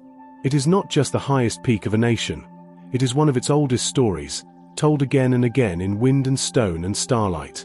Far out in the Atlantic Ocean, on the largest of Spain's Canary Islands, rises a peak so otherworldly it has been compared not to any mountain on Earth, but to the surface of Mars. Mount Teide, standing at a staggering 3,715 meters, 12,188 feet, is not only the highest mountain in Spain but also the highest point above sea level in the Atlantic Ocean. Looming over the island of Tenerife like a colossal sentinel, its scarred flanks, frozen lava rivers, ochre plains, and surreal rock formations create a landscape that is as much extraterrestrial as it is earthly. It is a place where geology seems to speak directly, telling stories of fire, collapse, rebirth, and resilience, written in layers of basalt, ash, and obsidian. Mount Teide is a stratovolcano, a type of volcanic cone built up through successive eruptions of lava and pyroclastic materials, much like its Andean and Indonesian cousins.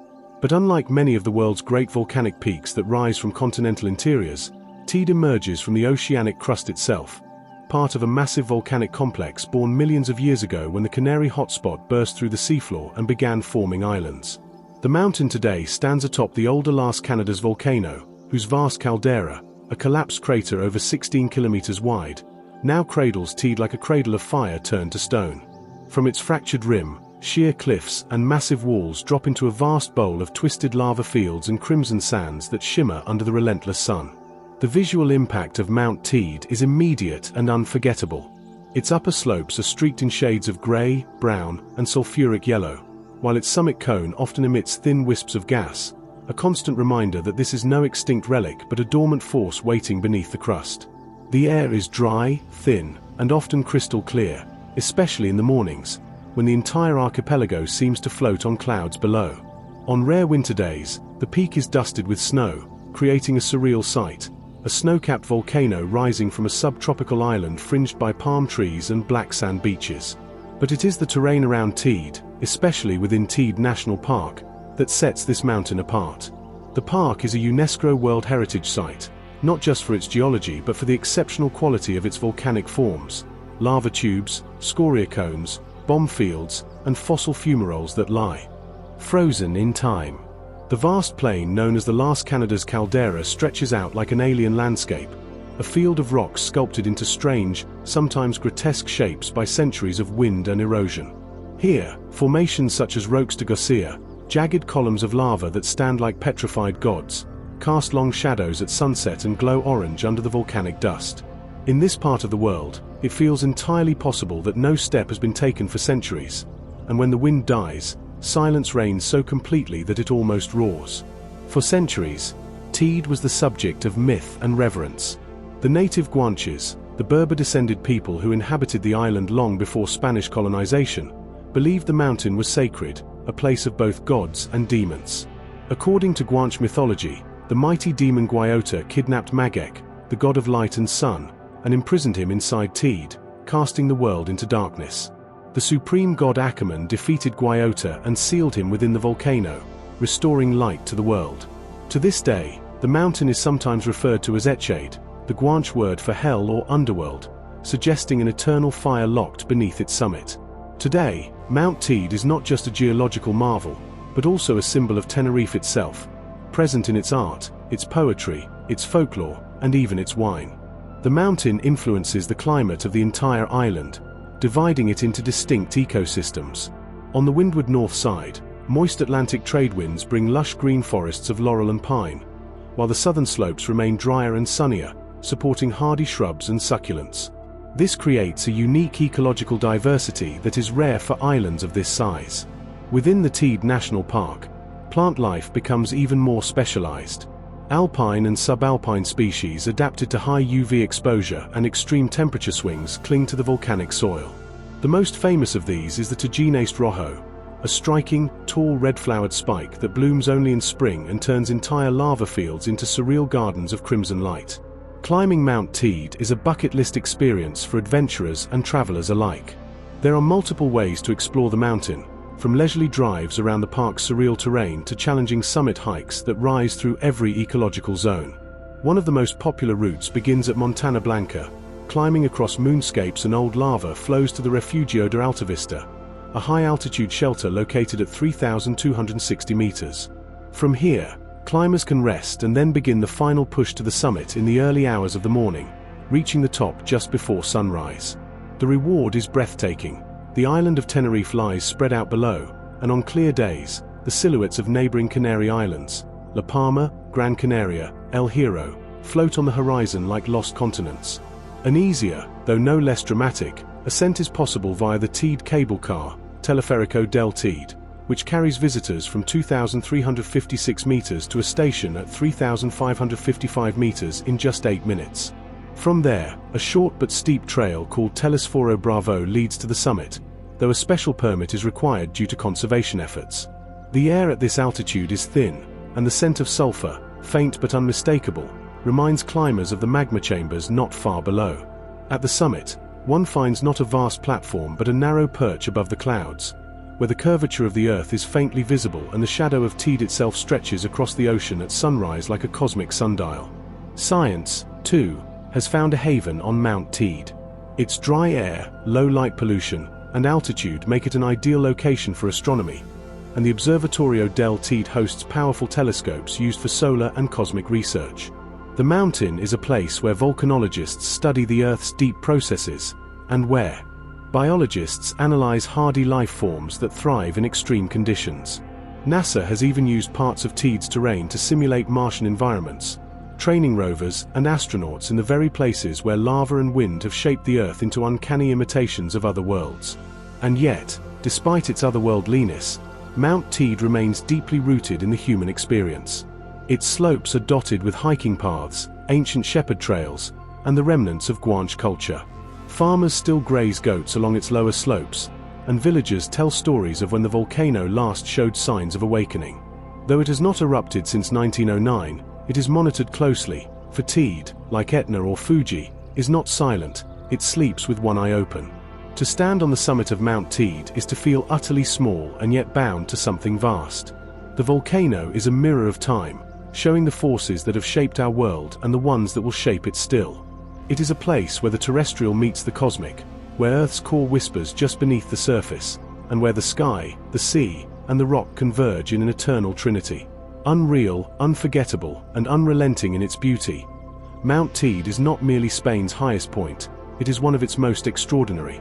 In the far reaches of northern Iceland, beyond the bustle of Reykjavik and the volcanic fissures of the south, lies a realm few travelers reach but none forget, the Tröllaskagi Peninsula, or Troll Peninsula, home to the hauntingly beautiful Mount Tröllaskagi and its neighboring peaks. Here, amid the Arctic winds and polar light, jagged ridgelines slice the sky, ancient snowfields linger well into summer, and glacial valleys plummet into deep, glassy fjords.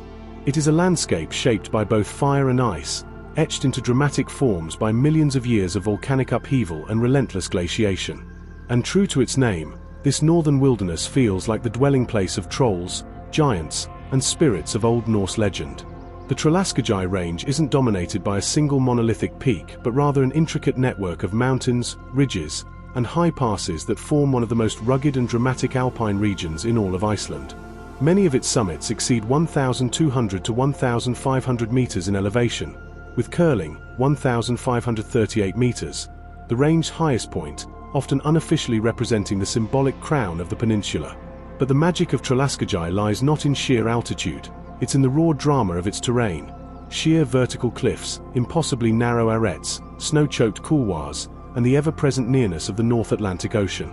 Mount Tröllaskagi itself, or more precisely, the collective landscape often referred to under that name, rises with near-mythical presence above the sleepy fishing villages, deserted valleys, and black sand coves of northern Iceland. The name Tröllaskagi literally means Peninsula of the Trolls, an apt name drawn from Icelandic folklore in which trolls, giants, and elves were believed to roam these remote, forbidding highlands after dark.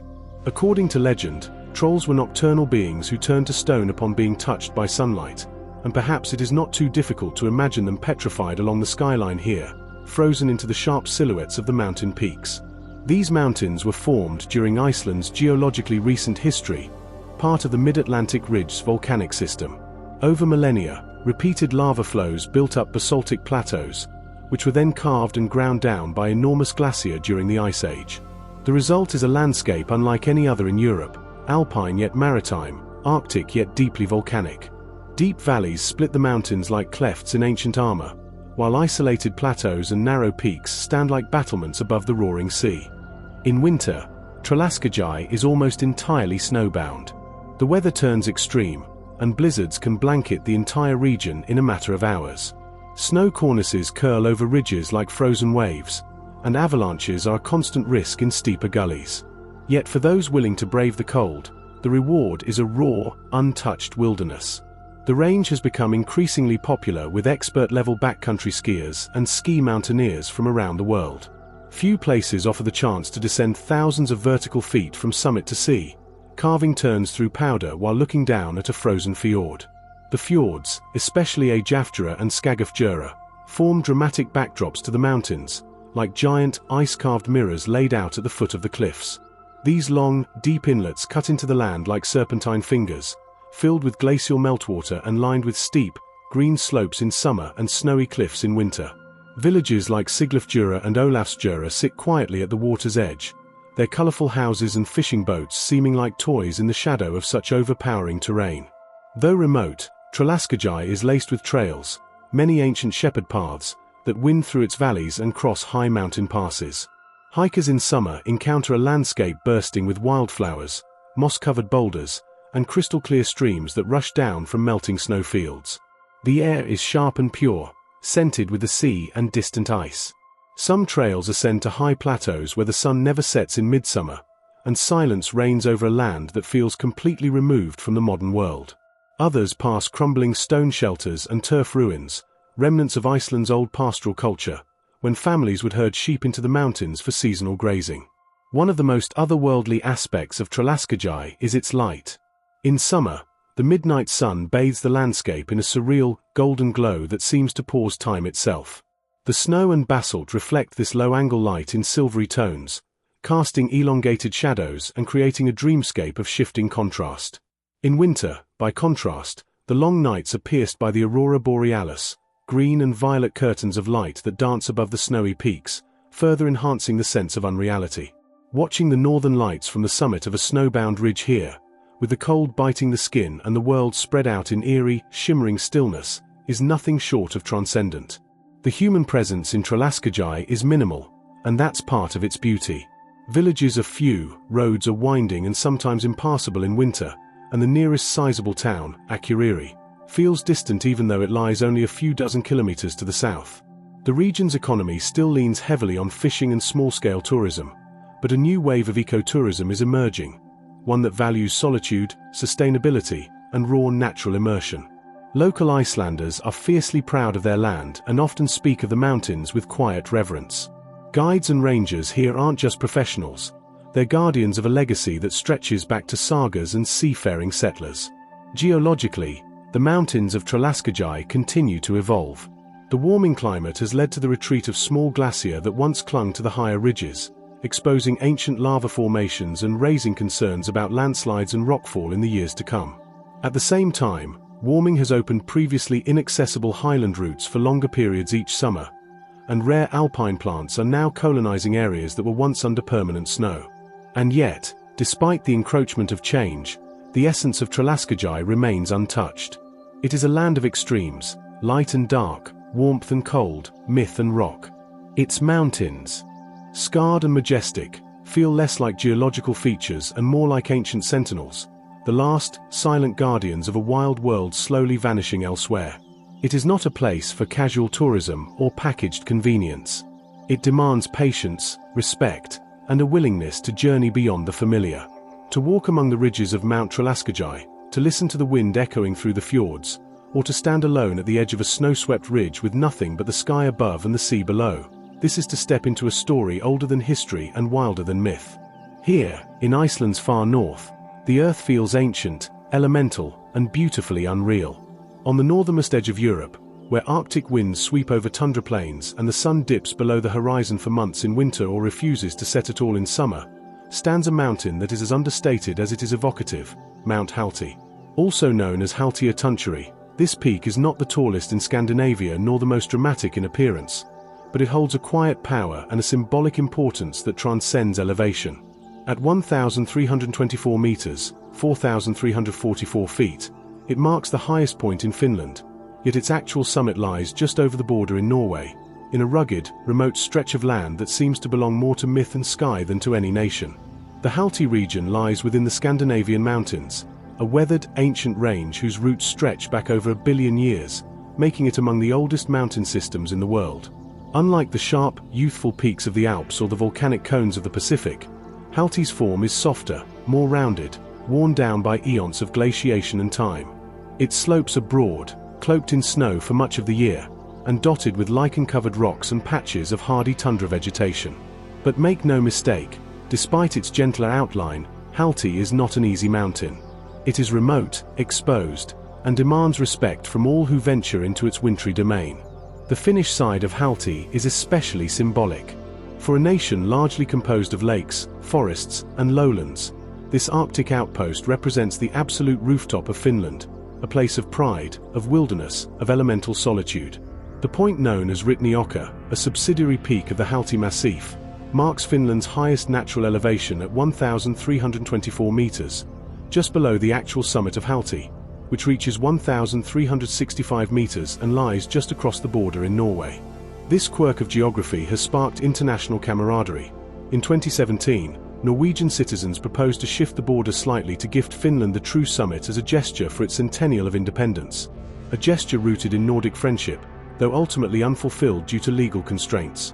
Halti rises in the remote and sparsely populated region of Lapland, a land steeped in ancient traditions, Sami heritage, and a unique Arctic ecology. Getting to Halti is an expedition unto itself.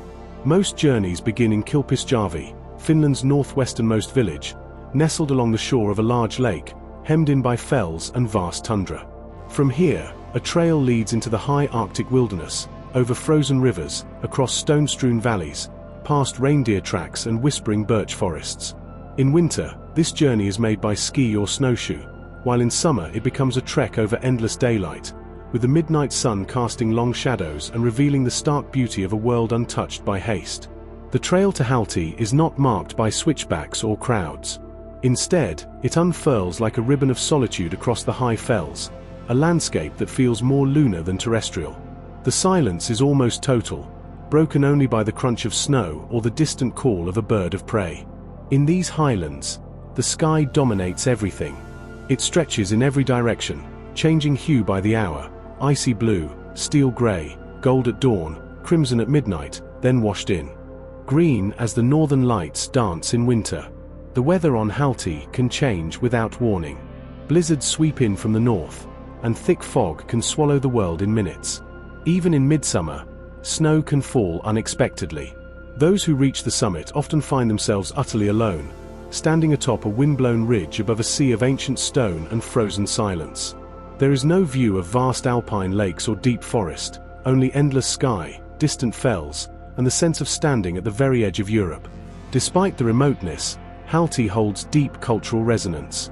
For the indigenous Sami people, the only recognized indigenous group in the European Union, this land is not wilderness but home. Their presence predates modern borders, and their traditional lifestyles, especially reindeer herding, are intimately tied to the rhythms and terrain of the region. Sami myths and oral histories speak of spirits inhabiting the mountains and winds, and Halti is seen not only as a landmark but as a living entity, a part of the great natural consciousness that defines Sapmi, the broader Sami homeland stretching across northern Norway, Sweden, Finland, and the Kola Peninsula in Russia.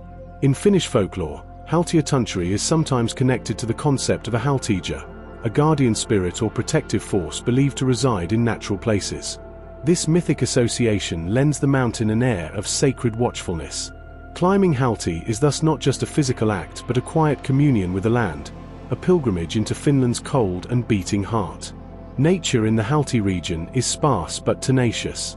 The tundra here supports a range of Arctic flora, mosses, dwarf birches, alpine heathers, and in short summer months, bursts of wildflowers like Arctic poppies and saxifrages that dot the rocky soil with fragile color.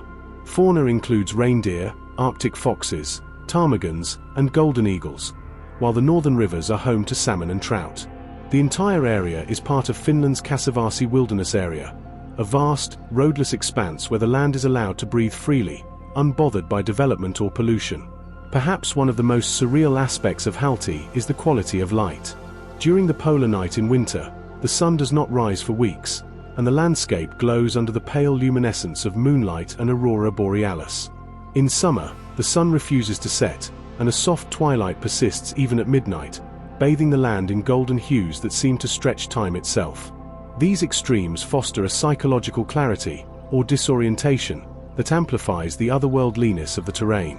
Unlike many of the world's famed mountains, Halti is not about drama or conquest. It is not Everest, nor the Matterhorn. It is about stillness, distance, and perspective. The reward for climbing it is not a panorama of fame, but a deeper silence, a sense of having reached a boundary between the familiar and the infinite.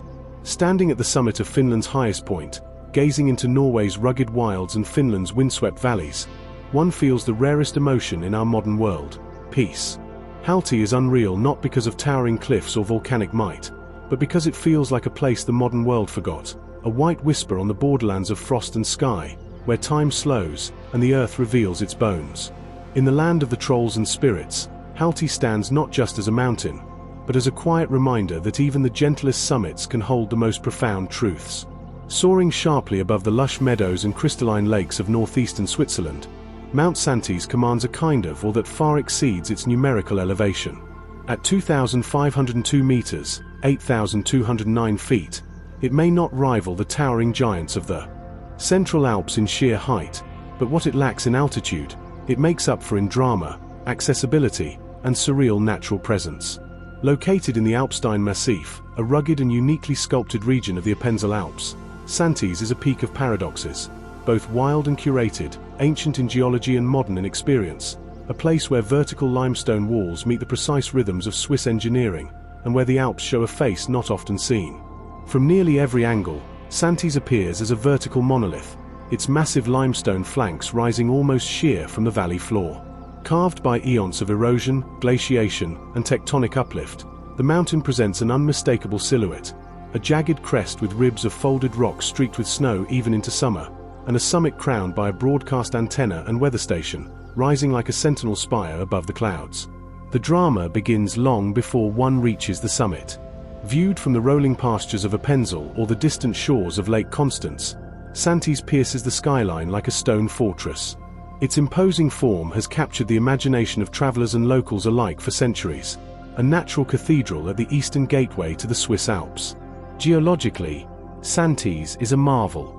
The Alpstein Massif in which it stands is composed almost entirely of limestone, formed from ancient marine sediments laid down over 200 million years ago when this region was a shallow tropical sea. Over millennia, tectonic forces pushed and folded these layers upward, twisting the strata into dramatic formations now visible along Santis's ridgelines. Unlike the granite peaks of the Central Alps, Santis wears its history openly. Its steep faces and cliff bands are etched with horizontal bedding planes, like the lines of a book left open to a story of ancient Earth. Fossils of prehistoric sea creatures can still be found embedded in its rocks, a haunting reminder that even the highest mountain was once underwater. The summit of Santis offers one of the most astonishing panoramas in Europe.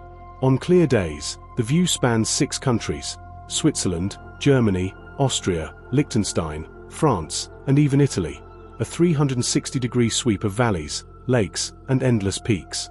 To the north, the land descends toward Lake Constance and the Swabian Jura, a horizon of green fields and tidy villages. To the south, the saw-toothed skyline of the Central Alps stretches toward the horizon in icy splendor. Cloud inversions are common, and on many days, Santis stands above a blanket of clouds, its summit isolated in a world of light and sky, while the valleys below lie hidden in mist, an effect that renders the mountain not merely beautiful, but otherworldly. Reaching Santis is an experience in itself.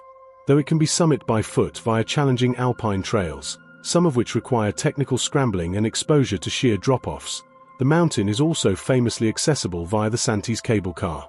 Departing from the Schwagalp Pass, the gondola whisks visitors from dense pine forest to the summit in under 10 minutes, an ascent that feels like being lifted out of one world into another. As the cable car glides over vertical walls and past craggy ledges, the scale of the mountain becomes truly apparent, a sheer and sublime bastion of stone, seemingly unconquerable by mere paths. At the top, the juxtaposition of natural and human achievement is striking.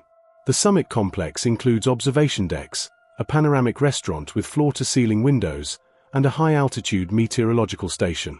Santese plays a vital role in Swiss weather research, not only due to its location and exposure but because of its unique susceptibility to lightning. It is the most frequently struck point in all of Switzerland, making it both a lightning research site and a reminder of nature's volatility. Instruments bristle from the mountaintop like antennae on a deep space probe, tracking wind speeds, atmospheric pressure, solar radiation, and more. And yet, only a few steps away, tourists sip hot chocolate while the wind howls just outside. Despite its infrastructure, Santese has retained its wild soul. In winter, the summit is battered by brutal storms and buried under meters of snow and ice. Temperatures can plunge well below zero, and fierce winds sculpt the rime into alien formations. During this season, the mountain is both hostile and hypnotic, a frozen spire above the sleeping world. In spring and summer, alpine flowers bloom in high pastures, and the trails reopen, drawing hikers and climbers eager to experience the mountain without machinery. The Liesengrat Ridge Trail, linking Santese with neighboring Altman Peak, is one of the most thrilling hikes in the region. A narrow path with ladders, steel cables, and stomach-dropping exposure, where one misstep could mean a plunge into the void. Flora and fauna cling to the mountain's steeps with astonishing tenacity. Edelweiss, rare and symbolic, grows in hidden crannies, while mountain hares, golden eagles, and ibex navigate the cliffs with ancient grace. Marmots whistle from their burrows in warmer months, and black salamanders emerge in damp crevices after rain. The mountain's lower slopes, where alpine meadows meet spruce forest, are dotted with wooden chalets and grazing cattle, a bucolic counterpoint to the savage grandeur above. Culturally, Santese is a symbol of the Appenzell region, a place where tradition is held dearly, where festivals and yodeling still echo through the valleys, and where time is measured not just in hours but in the turn of seasons and the moods of the land. Folk tales speak of ghosts and guardians who haunt the mountain, of herders who vanished in fog and reappeared years later. The mountain has also inspired generations of Swiss artists and writers, who viewed it as a place of introspection, a mirror of the soul as much as a marvel of geology. In recent years, Santese has also become a focal point for environmental awareness. As climate change alters snowfall patterns and glacier remnants melt faster each year, the mountain stands as both witness and warning. Its weather station has tracked decades of atmospheric data, helping scientists understand the speed and scope of change in the high Alps. And for visitors, the contrast between the mountain's eternal stone and the shifting clouds above is a living lesson in balance and impermanence. To stand atop Santese is to occupy a space between worlds, between lowland and highland, between earth and sky, between ancient seabed and present storm. It is a mountain that reveals itself in layers, not just geological, but emotional and symbolic. Whether glimpsed from a village square, climbed with grit and rope, or reached in a glassy cable car rising through mist, Santese leaves an impression that lingers, not of having conquered a peak, but of having briefly belonged to a landscape at once terrifying and tender. Unreal in its contrasts, in its quiet majesty, in its ever-shifting weather and timeless stone, Mount Santese is not just a Swiss mountain. It is a realm unto itself. Deep in the heart of Central Africa, hidden within the mist-wreathed borders of Uganda and the Democratic Republic of Congo, rises a mountain unlike any other on the continent, Mount Speke. Part of the fabled Ruwenzori Mountains, also known as the Mountains of the Moon, this formidable peak lies cloaked in mystery, shrouded in clouds, and crowned with glacier that gleam like ancient armor. At 4,890 meters, 16,043 feet, Mount Speke is the second highest summit in the Ruwenzori Range, a massif that defies every expectation one might have about African geography. Here, on the equator, lies a frozen realm of alpine peaks, spongy bogs, and surreal flora, an unreal and hauntingly beautiful land that has captivated explorers, scientists, and storytellers for generations. Named after the British explorer John Hanning Speke, who was the first European to suggest that Lake Victoria was the source of the Nile, Mount Speke remains largely untouched by mass tourism. It is remote, difficult to access, and extremely challenging to climb, yet it is precisely this isolation that has preserved its primal allure. The Rwenzaris are Africa's third highest mountain range, after the Ethiopian highlands and Mount Kilimanjaro-Mount Kenya systems, but they are by far the most unique in character. Unlike the standalone volcanic cones of Kilimanjaro or Kenya, the Rwenzaris are block mountains, formed by tectonic uplift and sculpted by glaciation. This geological difference gives them a distinctive ruggedness, a landscape of twisted ridges, sharp peaks, and deep, swampy valleys that pulse with water and life. Mount Speke stands at the heart of this tangled realm, surrounded by sister peaks like Mount Stanley and Mount Baker. From afar, its profile is jagged and sawtoothed, often lost in thick equatorial clouds that pour through the valleys like breath from the earth. The mountain is veined with deep ravines and cascading streams, fed by melting glacier that glisten under rare bursts of sun. It is a place where cold meets humidity, where snow lies not far above steaming rainforests, and where the ecosystem shifts so dramatically with elevation that ascending it feels like traversing several continents in a single climb. The climb to Mount Speke is as much a passage through ecological zones as it is a mountaineering feat starting from the dense tropical rainforest at the base. Climbers first encounter a world of giant trees, epiphytes, and constant rainfall. This lower zone is alive with movement. Chimpanzees screech in the canopy, colobus monkeys leap between moss-covered branches, and colorful turacos glide through the foliage. But the deeper one ascends, the stranger the world becomes. The air grows damp and cold. Tree ferns give way to towering lobelias and giant groundsels, plants that seem drawn from the pages of a prehistoric saga. These bizarre Afro-alpine species have adapted to an environment of freezing nights and scorching equatorial sun, where condensation and cloud banks provide moisture in a place too high for consistent rain. Between the mountain ridges, high-altitude bogs spread out like soaking carpets, making even the simplest steps exhausting. Climbers must often wade through knee-deep mud or cross makeshift log bridges, battling exhaustion and constant moisture. And still higher lies the Heteropania zone, where gnarled, lichen-draped shrubs twist in the cold wind, creating an eerie, silent world that feels frozen in time. At the uppermost reaches, the landscape changes once more. The bogs vanish, replaced by sharp rocks, scree slopes, and patches of snow. And then, suddenly, glacier. Mount Speke's summit ridges are sheathed in permanent ice, a bewildering sight given its position so close to the equator. The glacier are receding rapidly due to climate change, but they remain, clinging to the mountain's crags like ancient spirits refusing to leave. These glacier feed the headwaters of the Nile, their meltwater flowing down to fuel the largest river system in Africa, linking the mountain's icy heart to deserts, cities, and civilizations far downstream. Reaching the summit of Mount Speke requires careful navigation along narrow ridges, often covered in ice or slick with fog. There are no luxury camps, no groomed trails, only the raw earth and rope-assisted climbs. The main peaks, Vittorio Emanuele, Insonga, Johnston, and Trident, all rise from a common massif, each with its own knife-edged profile and unique views of the surrounding valleys and peaks. On clear days, climbers are rewarded with a panorama that defies belief. Rows of glaciated peaks fading into the haze, the Congo Basin stretching out to the west, and the shimmering surface of Lake Albert or Lake Edward visible like mirrors far below. Yet beyond the geography, Mount Speke holds a deeper resonance, one that goes beyond maps and meters.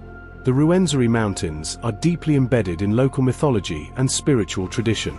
The Bakonzo and Amba peoples, indigenous to the region, have long believed the peaks are sacred. They speak of Bataka, ancestral spirits who dwell in the mountains and watch over the valleys.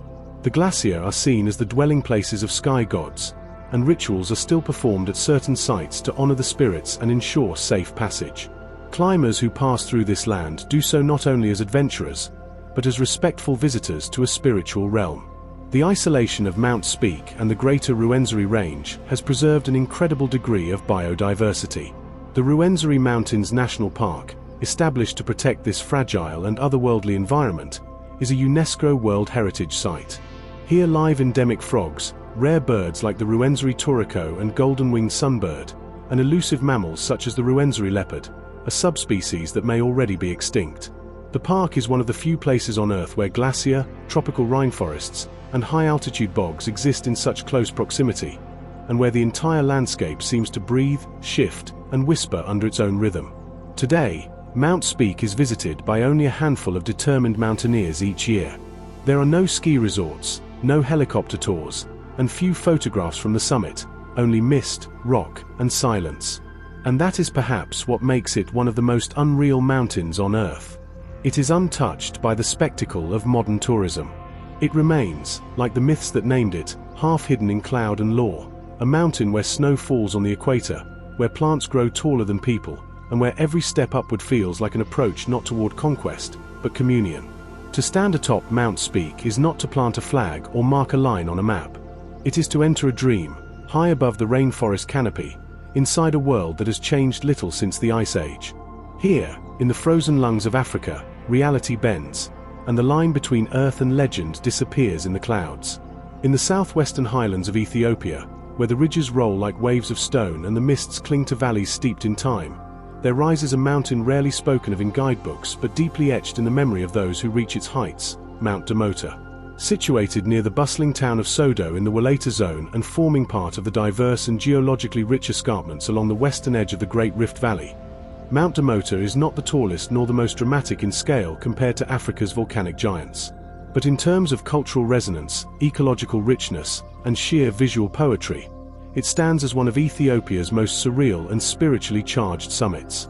At approximately 2,750 meters, 9,022 feet, above sea level, Mount Damota dominates its surrounding landscape with a quiet majesty.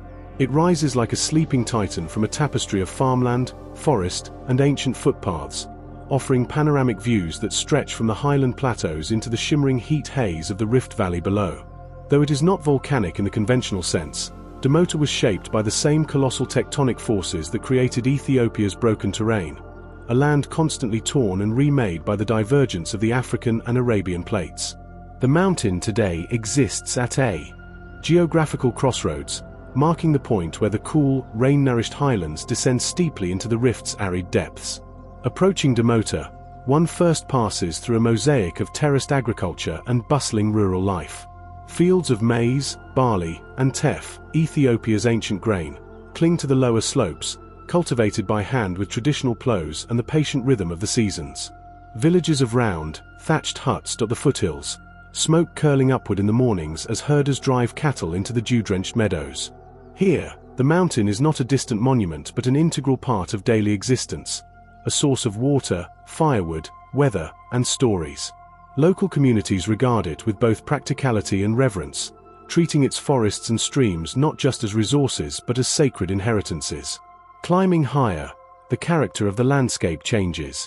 The dense greenery of the lower hills gives way to Afromontane forest, thick stands of fig, juniper, and hagenear trees, some draped in curtains of moss, others blooming with highland epiphytes. The air cools dramatically, especially in the early morning hours, and the song of birds becomes more insistent.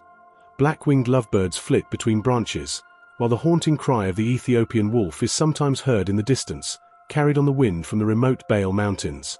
Butterflies, vivid and strange, dance along the path, and underfoot lie traces of ancient foot traffic, worn trails packed by centuries of movement, pilgrimage, and tradition.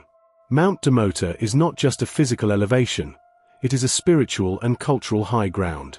For the Walaita people, who have inhabited this region for thousands of years, the mountain is a sacred site, a place where the natural and the divine converge.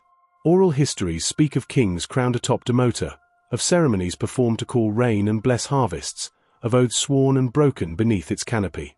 It is even said that the Walaita Kingdom, one of the powerful pre-modern states of southern Ethiopia, once used Damota as a strategic and symbolic seat of authority, a high place from which its rulers could watch over their realm. Even today, certain highland clearings on the mountain remain sites of ritual significance. Community elders occasionally lead processions to offer prayers, light incense, and recite poems in Walaita, the local Cushitic language.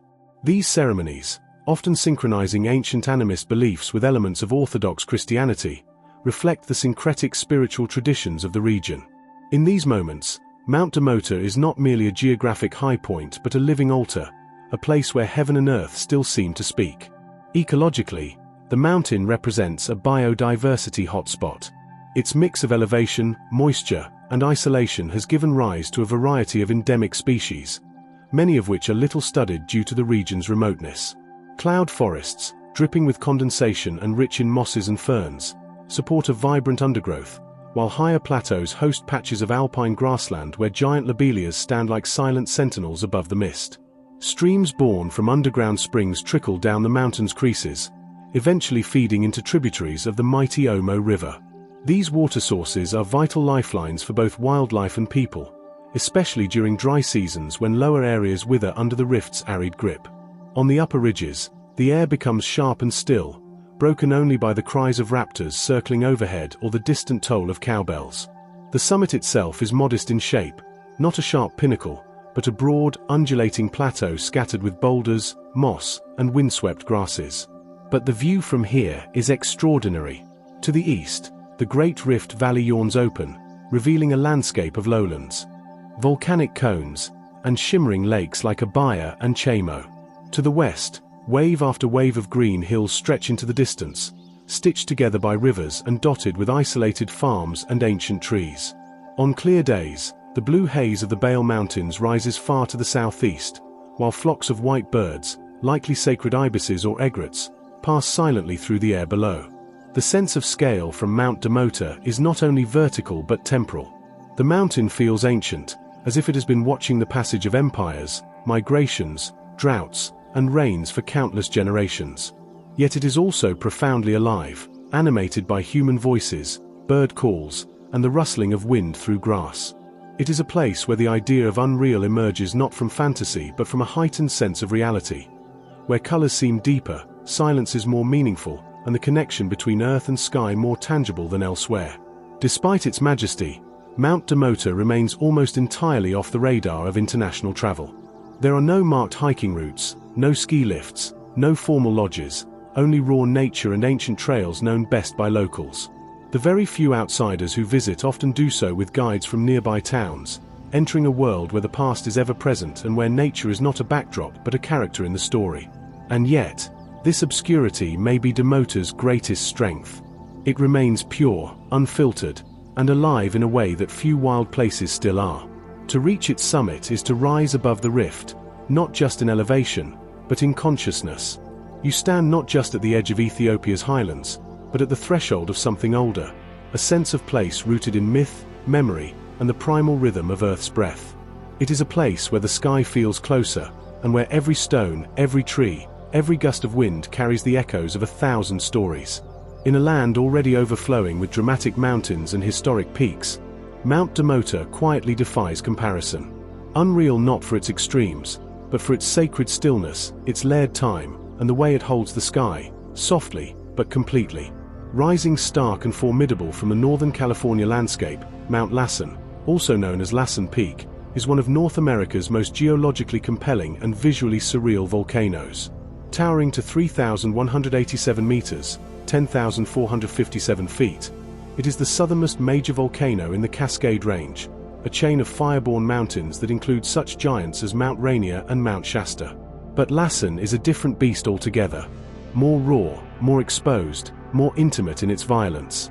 It is not merely a mountain, but a breathing, hissing, restless dome of fire and stone, surrounded by hydrothermal fields that bubble, hiss, and stew in an alien symphony of heat and decay.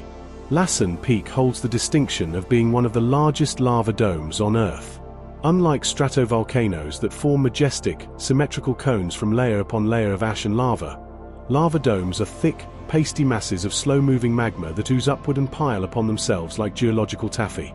Lassen was formed relatively recently, about 27,000 years ago, when a blob of dacitic magma pushed up through earlier volcanic deposits and hardened into a steep, craggy dome. Over the millennia, this dome continued to rise and occasionally collapse, reshaping the mountain into its present rugged form, marked by jagged ridgelines, deep gullies, and glassy volcanic rock that catches the sun like shards of black mirror. But Lassen is not just a relic of past fire, it is alive, seething beneath its crust. Its last major eruption cycle began in 1914 and culminated dramatically in 1915, making it the most significant volcanic event in the contiguous United States before Mount St. Helens in 1980. During this period, a series of violent explosions sent ash clouds 30,000 feet into the sky, hurled boulders miles from the crater, and unleashed pyroclastic flows that obliterated everything in their path. Trees were snapped like matchsticks, rivers were dammed by volcanic debris, and a once placid mountain revealed its fury in a burst of molten energy. Today, the scars of that eruption are still raw and hauntingly visible. The devastated area near the northeast flank of the mountain, now called the Devastated Area, is a surreal expanse of barren rock, uprooted stumps, and oddly quiet terrain. Walking here feels like stepping into a freeze frame of cataclysm, where time has paused at the moment nature showed its teeth. Interpretive trails guide visitors through this desolate field, tracing the paths of lava and ash, while massive boulders, tossed from the peak like toys, lie half-buried in silence, testaments to the unimaginable force that hurled them. Surrounding Lassen Peak is Lassen Volcanic National Park, a vast and ecologically rich area encompassing more than 160,000 acres of geothermal wonders, alpine lakes, volcanic craters, and old-growth forest. The park is a living museum of volcanism, hosting all 4 types of volcanoes: shield, cinder cone, composite, and plug dome, within a single park. This makes it not just unique in California, but one of the most volcanically diverse places on the planet. Perhaps the most unreal features of Lassen are not its visible heights but its subterranean heat, the hydrothermal systems that boil just beneath the surface and occasionally break through in violent bursts of steam, mud, and sulfur. The Bum Pass Hell geothermal area is the largest and most spectacular of these. A boardwalk trail weaves through a hellish valley where fumaroles hiss like dragons, boiling springs churn with unnatural colors, and mud pots bubble with a sound like deep breathing. The air is heavy with sulfur, rotting eggs and scorched earth, and the ground beneath your feet is warm, trembling in places, alive. Bum Pass Hell is named for Kendall Van Hook Bumpass, a prospector who, in the 1860s, stumbled upon the area and famously fell through the thin crust, badly burning his leg in the boiling mud. His misfortune became legend, and the place took on a reputation as a door to the underworld, a fitting impression, as the bubbling terrain feels like a vision conjured from myth or nightmare.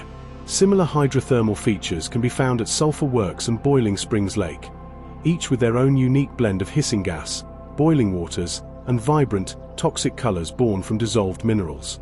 Despite its restless nature, Lassen Peak is surrounded by a stunningly serene wilderness. The slopes of the mountain are cloaked in subalpine forests of red fir, lodgepole pine, and mountain hemlock. In spring and summer, meadows erupt with color, lupins, Indian paintbrush, and monkey flowers painting the volcanic ash with brilliance. Mule deer browse along creek beds, while marmots sun themselves on boulders and peregrine falcons wheel overhead. In higher elevations, isolated groves of whitebark pine cling to rocky ledges, their trunks twisted by wind and time, marking the line where life dares not go further. Hiking Lassen Peak offers a front-row seat to all this drama. The main summit trail begins at a high elevation, around 8,500 feet, and climbs rapidly up a winding path of switchbacks, talus, and wind-sculpted stone.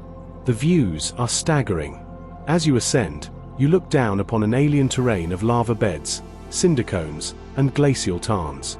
Off in the distance lies Mount Shasta, Lassen's larger sibling, its ice-clad bulk towering over the horizon like a white pyramid. On a clear day, the view stretches across 5 mountain ranges, and if the wind is calm, the silence is total, broken only by the crunch of boots on pumice and the occasional sigh of geothermal breath, seeping from unseen vents. At the summit, a crater yawns open, a remnant of the 1915 eruption, and the air smells faintly of minerals and ancient fire. The ground is warm in places, and in winter, fumaroles sometimes melt through the snowpack, releasing little pillars of steam into the frozen air. The sense of isolation here is profound. You are not atop a mere mountain, but standing on the living crust of Earth's inner engine, a dome of magma wearing a thin mask of stone. In winter, Lassen transforms into a completely different world, one of snow, ice, and ghostly stillness. Avalanches thunder from the higher ridges, and the geothermal vents emit clouds of steam that billow like breath from a sleeping giant. Snowshoers and backcountry skiers traverse the slopes cautiously, aware that beneath the silence, the mountain still breathes and dreams of fire. It is one of the few places where you can ski past boiling mud pots and steaming sulfur vents, where the line between winter frost and volcanic heat is blurred into something magical and disorienting. Unlike some of the more famous peaks in the American West, Lassen remains relatively uncrowded, especially outside of summer months. Its remoteness, combined with its raw and untamed energy, make it feel like a forgotten shrine, an altar to the deeper, hotter processes of the Earth. For geologists, it is a natural laboratory. For adventurers, it is a proving ground.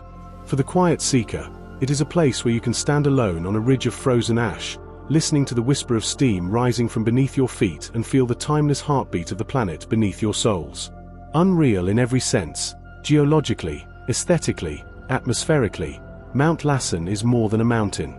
It is a fusion of elemental forces, a contradiction of beauty and danger, and a living testament to the fact that the Earth is not a finished creation, but an ever-changing story written in fire and stone.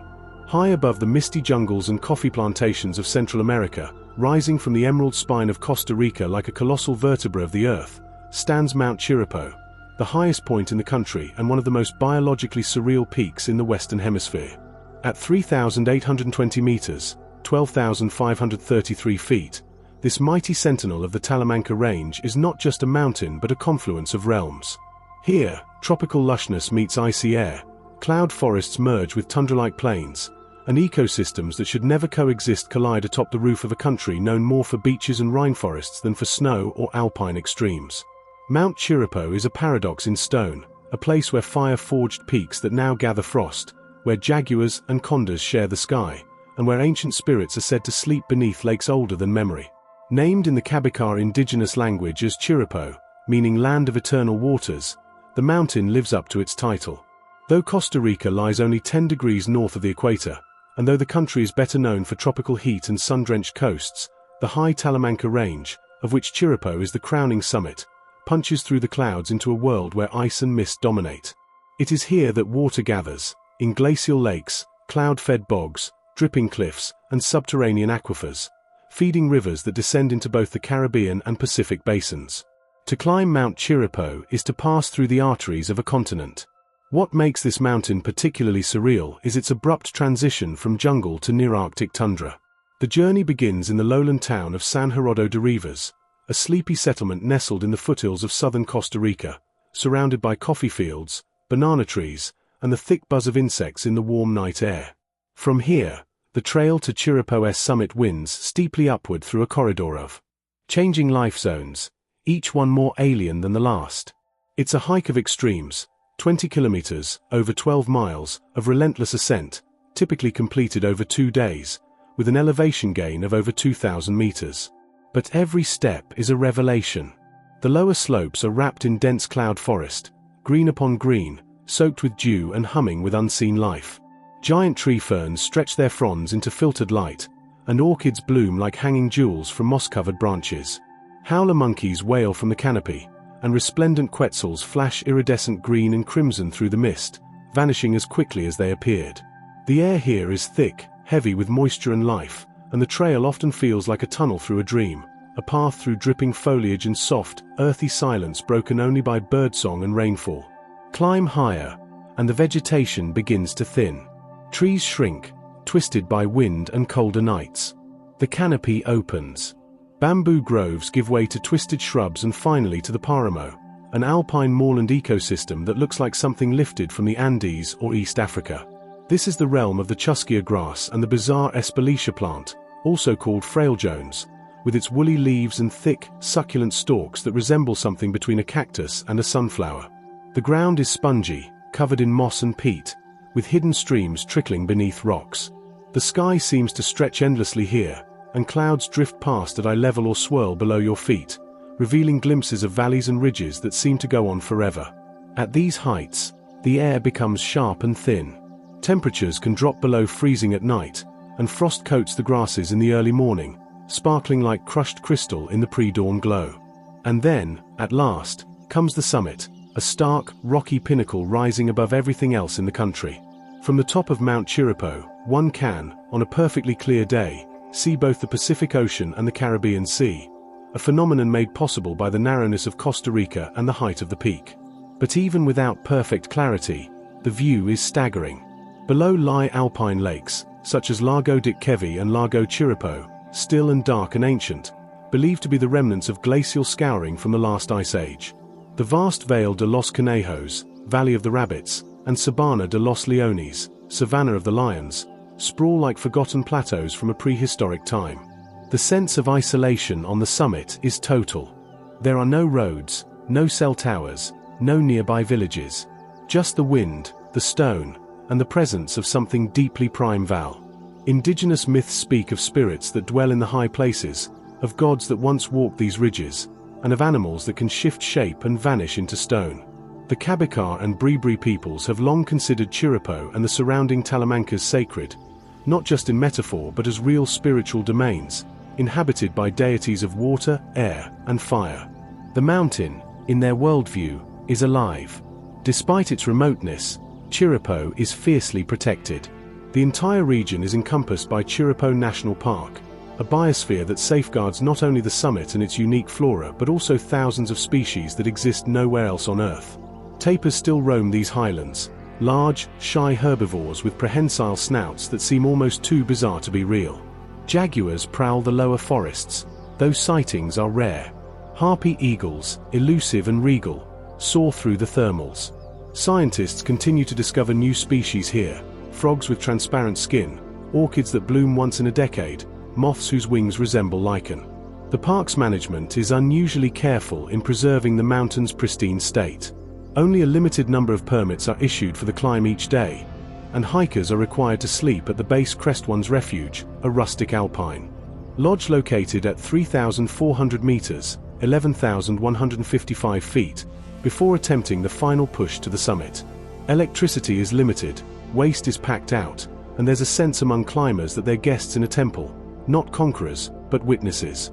And what a temple it is! Chirripó may not boast lava flows like Arenal, or geysers like Yellowstone, or snowpack like the Himalayas.